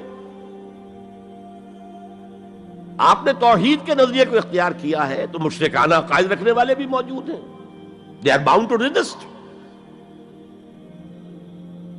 اس کے خلاف جہاد کرنا ہوگا، محنت کرنی ہوگی، اپنی بات کو دلائل سے ثابت کرنا ہوگا، اپنی بات کو اچھے انداز میں حسن اسلوب سے لوگوں کے دلوں تک پہنچانا ہوگا. ظاہر بات ہے وقت لگے گا، جان کھپے گی، اور اگر آپ انتہائی سنسیئر ہیں یہ آپ کا ایک لائف لانگ اور ہول ٹائم جو ہے آپ کی انگیجمنٹ ہوگی. ہے اینڈ ٹائم از منی. جہاد بالمال، جہاد بالنفس، یہ ہے دعوت و تبلیغ کہہ لیں اسے، اپنے نظریات کو پھیلانا کہہ لیں. آخر مارکسسٹ نے اپنے نظریات کو پھیلایا پہلے پیور فلسفی کی سطح پر، ٹاپ انٹلیکچوئلز کو دنیا کے انہیں پوزیس کیا. اس کے بعد ادب کے ذریعے سے، ڈراموں کے ذریعے سے، شاعری کے ذریعے سے، افسانوں کے ذریعے سے وہ فکر جو تھا طبقاتی شعور، کلاس کانشسنس کا شعور پیدا کیا.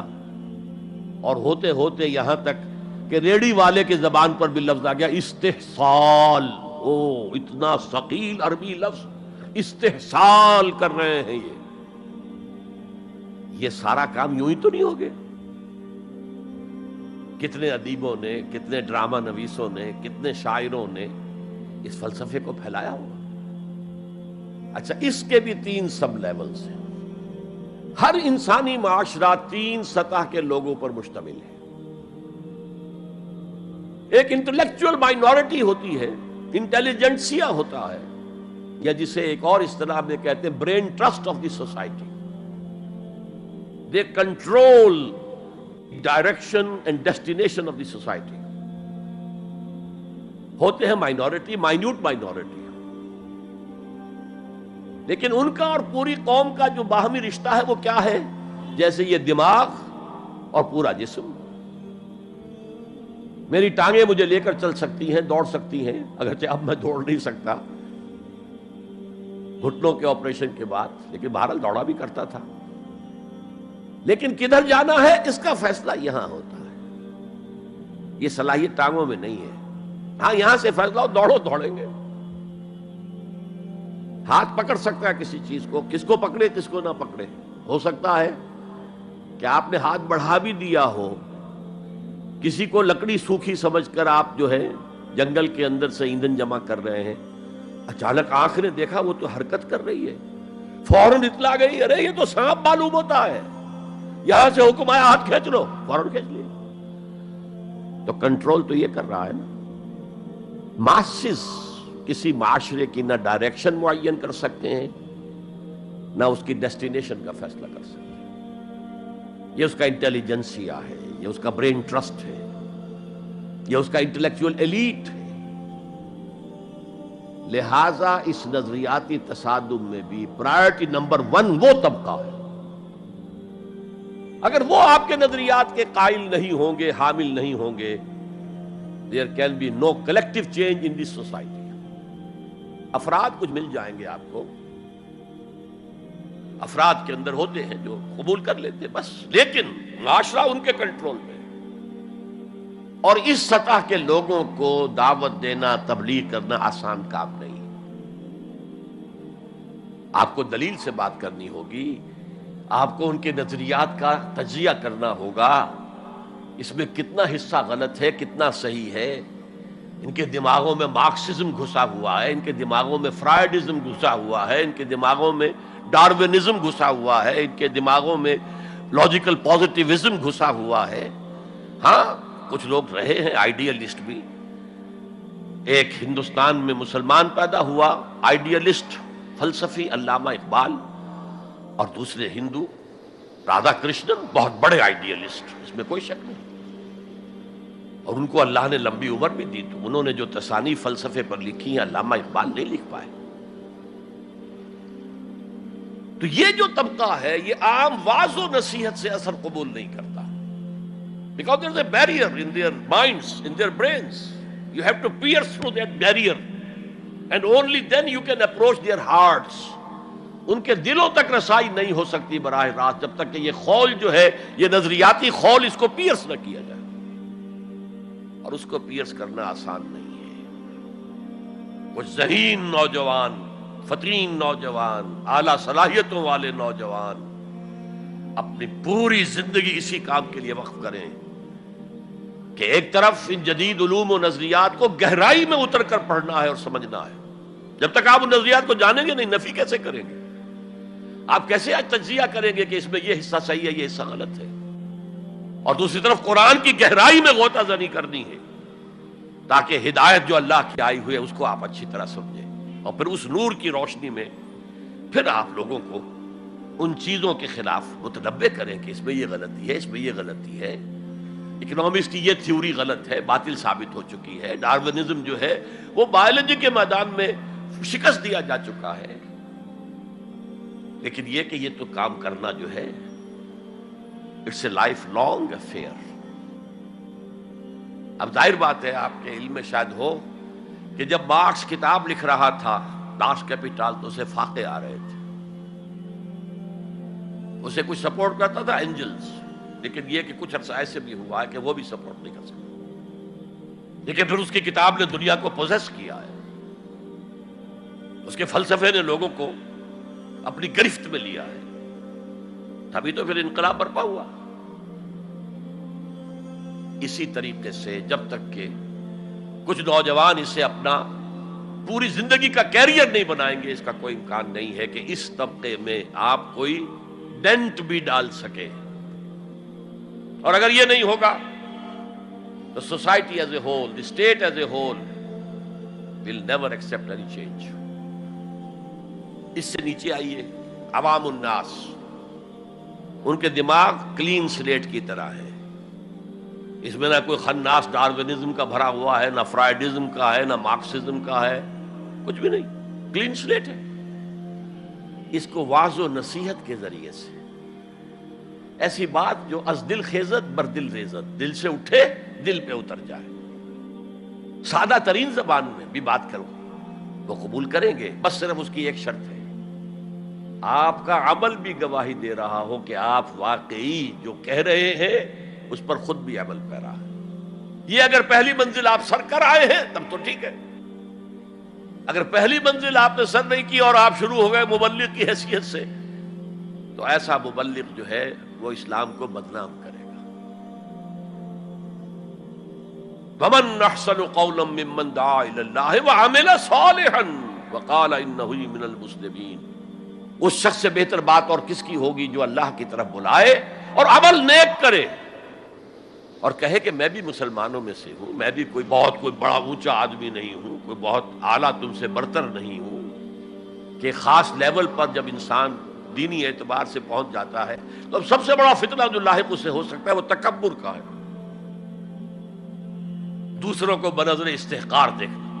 اگر یہ نہیں ہے، سنسیریٹی کے ساتھ اپنے مخاطب کی خیر خواہی اس کے ساتھ آپ بات کر رہے ہیں، تو یہ ہے موعظہ حسنہ۔ یہ میں جو کچھ بیان کر رہا ہوں یہ سورہ نحل کی آیت، ادعو الی سبیل ربک بالحکمہ، یہ ٹاپ لیول کے اوپر حکمت سے، دانشمندی سے، اور حکمت کسے کہتے ہیں؟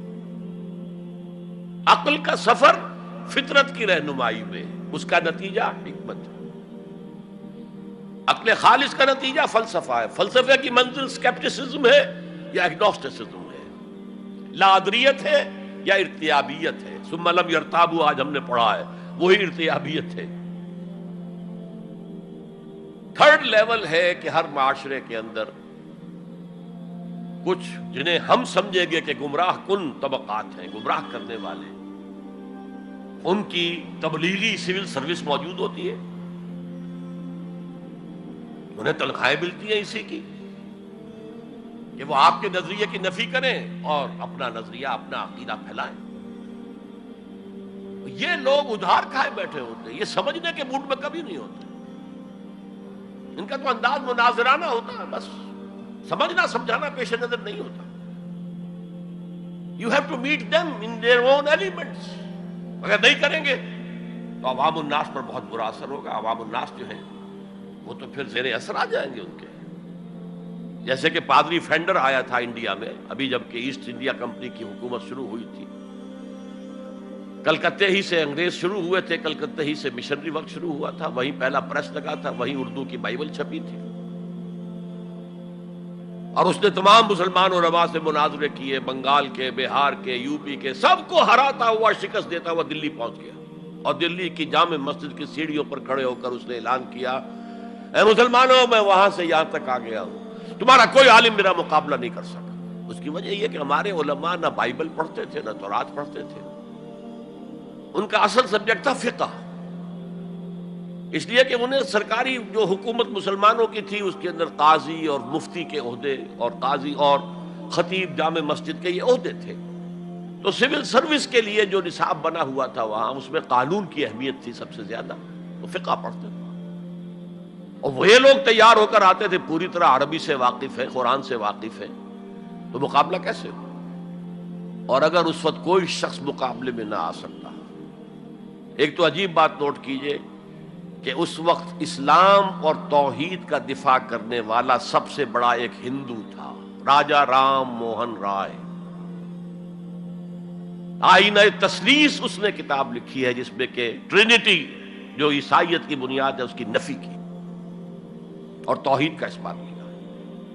بہرحال پادری فینڈر کے مقابلے میں کوئی اگر نہ آتا تو کیا اثر ہوتا علماء پر؟ ویسے ہمیں انگریزوں نے فتح کر لیا، ہمارے مذہب کو عیسائیوں نے فتح کر لیا، لیکن اللہ کا فضل ہوا، کرم ہوا، ضلع مظفر نگر کا ایک قصبہ کیرانہ ہے، مولانا رحمت اللہ کیرانوی رحمت اللہ علیہ، وہ میدان میں آئے، انہوں نے شکست فاش دی، فینڈر کو بھاگ گیا ہندوستان سے۔ تو یہ جدال، اس کو قرآن کہتا ہے، مناظرہ نہیں، عام لفظ استعمال ہوتا ہے مناظرہ، قرآن کہتا ہے مجادلہ، لیکن اس کے لیے بھی کیا کہتا ہے؟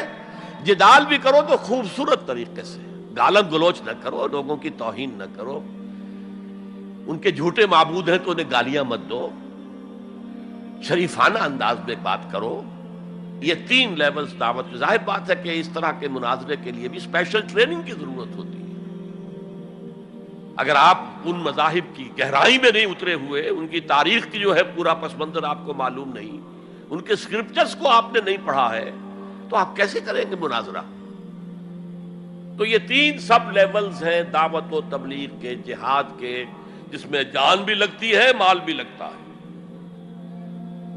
ایک ادعو الی سبیل ربک بالحکمہ for the elite, intellectual elite, والموعظۃ الحسنہ فار دی کامن ماسز، وجادلہم باللتی احسن، اور جدال اور مجادلہ کرو ان کے ساتھ، لیکن بہت عمدہ طریقے سے، خوش اسلوبی سے، اس میں تہذیب ہونی چاہیے، شائستگی ہونی چاہیے، اگر وہ کہیں اس سے نیچے گر رہے تو مت گرنا۔ 2 لیولز اور 6 سب لیول ہو گئے۔ اب آئیے، اس کا چوٹی کا جہاد ہے نظام کو بدلنا۔ مارکسزم کو مانا ہے تو فرض ہے کہ کمیونزم نافذ کرو، یہ سخت ترین مرحلہ ہے، اس لیے کہ ظاہر بات ہے کہ خلا تو کہیں ہے نہیں، کوئی نہ کوئی نظام تو ہے، وہ نظام اپنے آپ کو ڈیفینڈ کرتا ہے، وہ سٹیٹس کو وہ چاہتا ہے، اس کے ساتھ جو پریویلیج کلاسز ہیں وہ چاہیں گی نظام یہی رہے، اسی کی شاخوں پر تو ہمارے آشیانے بنے ہوئے، ہمارے گھونسلے، ہمارے مفادات پر زد پڑ رہی ہے۔ Grid up your lines, resist them. یہ معاملہ ہے جس میں تصادم آتا ہے، نظام تصادم کے بغیر نہیں بدل سکتا۔ دعوت کے ذریعے آپ سلیم الفطرت، سلیم العقل لوگوں کو کھینچ لیں گے، لیکن لاتوں کے بھوت باتوں سے نہیں مانتے، جن کے ویسٹڈ انٹرسٹ ہے وہ نہیں چھوڑیں گے. ان میں سے بھی ہو سکتا ہے نکل آئے. ابو بکر صدیق انہی میں سے تھے، عثمان غنی انہی میں سے تھے، لیکن نکل آتے، لوگ نکل آتے. لیکن اکثریت ان کی وہ ڈٹ جاتی ہے. گارڈ اپ یور لائنس، اپنے مفادات کا تحفظ کرو، بچاؤ اپنے مفادات کو. تو تصادم بیکمز انیویٹیبل.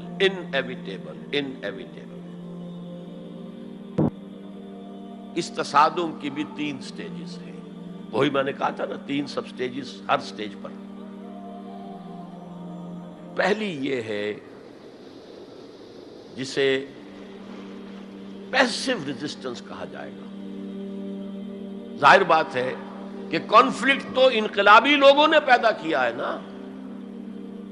معاشرہ تو بس رہا تھا، غلام اپنے قسمت پر شاکر و صابر تھے. غربا کہتے تھے ہماری تقدیر ہی یہ ہے، ٹھیک ہے. اسی لیے تو مارکس نے کہا کہ یہ اوپیم آف دی ماسز ہے مذہب. اس نے کانفلکٹ کس نے پیدا کیا؟ جس نے کہا یہ غلط ہے، یہ نظام صحیح نہیں ہے، یہ ریپریسو ہے، یہ ایکسپلائٹیٹو ہے، یہ ڈسکریمنیٹو ہے، اس میں تقسیم دولت کا نظام غلط ہے. ایک طرف ارتکاز دولت ہے، دوسری طرف احتیاج ہے، بھوک ہے، مفلسی ہے، قلاشی ہے. جو یہ کہتے ہیں تو گویا کہ ایک تالاب پرسکون تھا، اس نے پتھر تو آپ نے مارا نا. اب جو لہریں اٹھیں گی تو be prepared to face the music.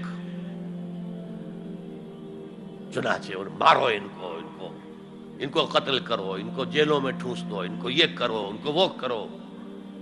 اس سارے معاملے میں پہلی سٹیج ہوگی اس نظریاتی اور نظام کے تصادم میں ٹیک آل پرسیکیوشن وداؤٹ اینی ریٹیلیشن. اگر آپ وائلنٹ ہو گئے فرام دی ویری بگننگ تو جو پاور اس وقت ہے موجود، جو نظام ہے اس کو ریپرزینٹ کرنے والی جو حکومت موجود ہے، وہ آپ کو کرش کر کے رکھ دیں گے. You have to buy time. اور اس کے لیے کیا ہے؟ وہ تمہیں مارے تم جواب نہ دو، وہ گالی دے تم انہیں دعائیں دو، وہ پتھر مارے تم پھول پیش کرو.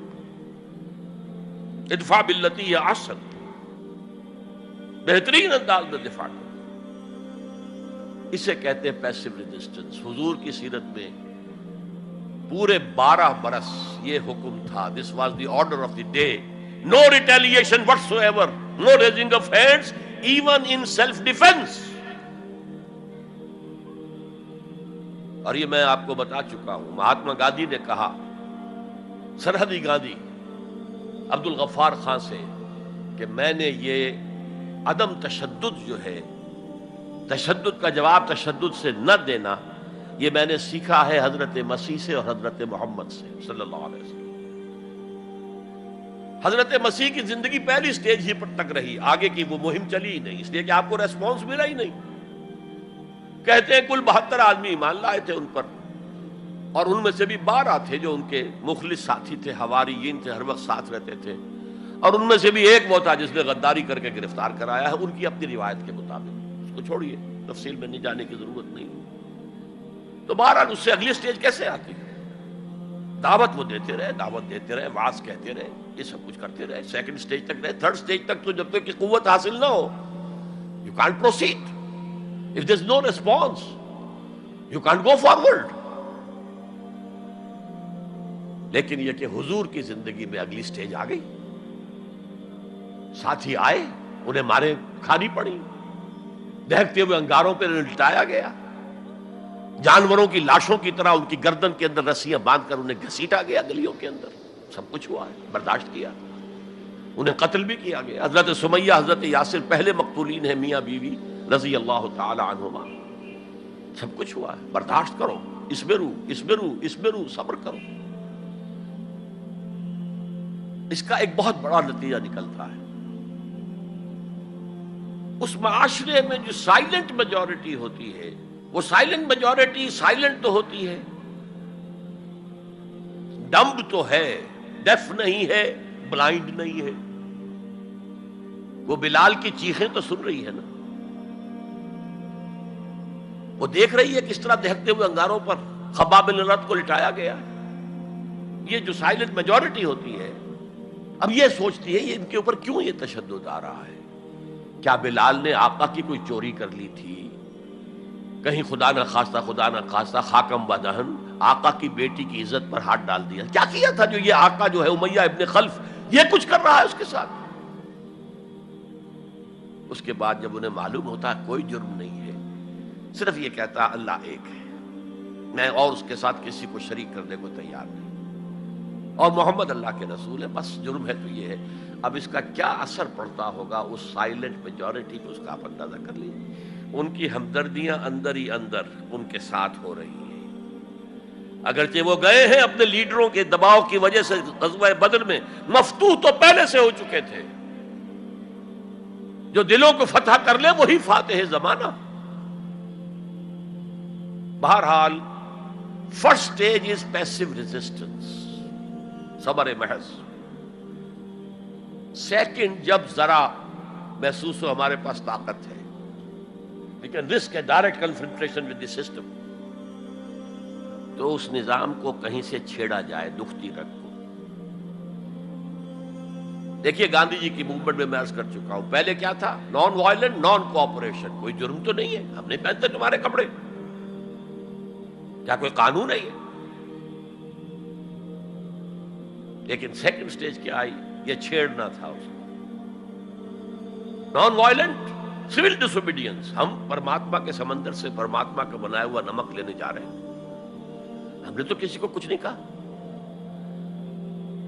But it amounted to challenging the taxation policy of British India. اب لاٹھیاں پڑی ہیں، جیلوں میں ٹھوسے گئے ہیں، سب کچھ برداشت کیا ہے، کھڑے رہے ہیں، مضبوط رہے.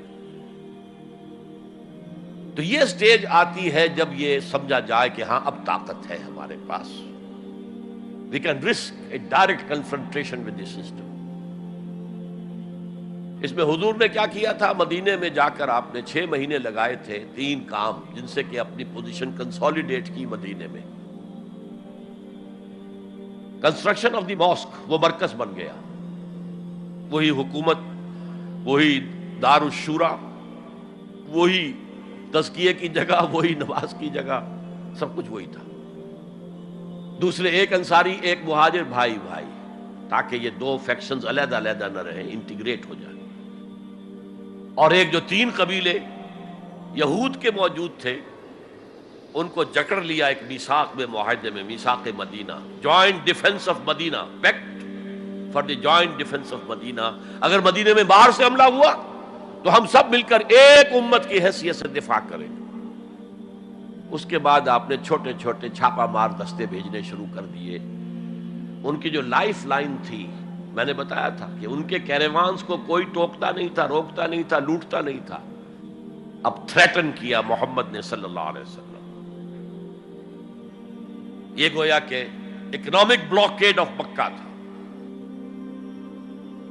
اور جب بھی یہاں کہیں گئے آپ، وہاں کے لوکل قبیلے سے آپ نے صلح کر لی، معاہدہ کر لیا. یا تو وہ پہلے قریش کے حلیف تھے، اب حضور کے حلیف ہو گئے، یا انہوں نے کہا کہ صاحب ہم نہ آپ کے ساتھ نہ ان کے ساتھ، نیوٹرل رہیں گے، نہ آپ کے خلاف ان کی مدد کریں گے، نہ ان کے خلاف آپ کی مدد کریں گے. ان دونوں کا نتیجہ یہ ہوا کہ zone of political influence of Quraish started diminishing. یہ 2 ریزنز تھیں کہ پھر پوری طاقت کے ساتھ قریش نے ریٹیلیٹ کیا ہے. اور پھر لاسٹ معاملہ شروع ہوا ہے، تیسری منزل. اس تیسری منزل کی تیسرا سب لیول، اس کا نام ہے قتال فی سبیل اللہ. اب جنگ شروع، اے 6 years long وار. یہ جو بدر ہے، احد ہے، احزاب ہے، بنی المصطلق ہے، بے شمار غزوات، چھوٹے چھوٹے بڑے بڑوں کے نام ہمیں یاد ہیں صرف. It was a continuous war with battles. Badr battle ہے، جنگ نہیں ہے، جنگ تو مسلسل ہے. بہرحال اس کا نتیجہ یہ قتال فی سبیل اللہ کی منزل آئی ہے. چونکہ یہ ساری 8 منزلیں طے کر کے یہاں پہنچے تھے، لہذا کامیابی ہوئی. اگر ایسے ہی اچھل کر نویں منزل پر پہنچ جاتے تو نیچے گر کر ختم ہوتے. یہ ہے قتال فی سبیل اللہ. اللہ کی راہ میں قتال۔ بہرحال آج کے انقلاب اسلامی کے لیے پہلے 5 سٹیپ جو کہ تو رہیں گے۔ دعوت دی جائے گی، لوگوں کی اصلاح کی جائے گی، انہیں منظم کیا جائے گا، پھر پیسو ریزسٹنس کے دور سے گزرنا ہوگا، پھر ایکٹیو ریزسٹنس۔ لیکن آخری جو ہے 2 طرفہ جنگ کی بجائے 1 طرفہ جنگ۔ آپ یہ نہ سمجھیے گا میں ہندوستان میں تقریر کر رہا ہوں تو میں گاندھی جی کی تعریف کر رہا ہوں، یہ میری تقریریں کیسٹ پہلے سے موجود ہے، میں نے ہمیشہ نام لیا ہے کہ آج کے دور میں اس انقلابی عمل کی آخری سٹیج کیا ہوگی۔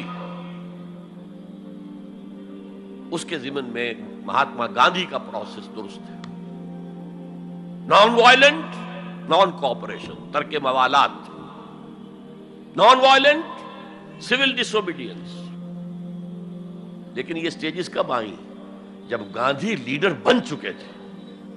ان کا یہ کہہ دینا کافی تھا کہ بدیشی کپڑا ہم نہیں پہنیں گے اور ہم اپنا چرخہ چلائیں گے۔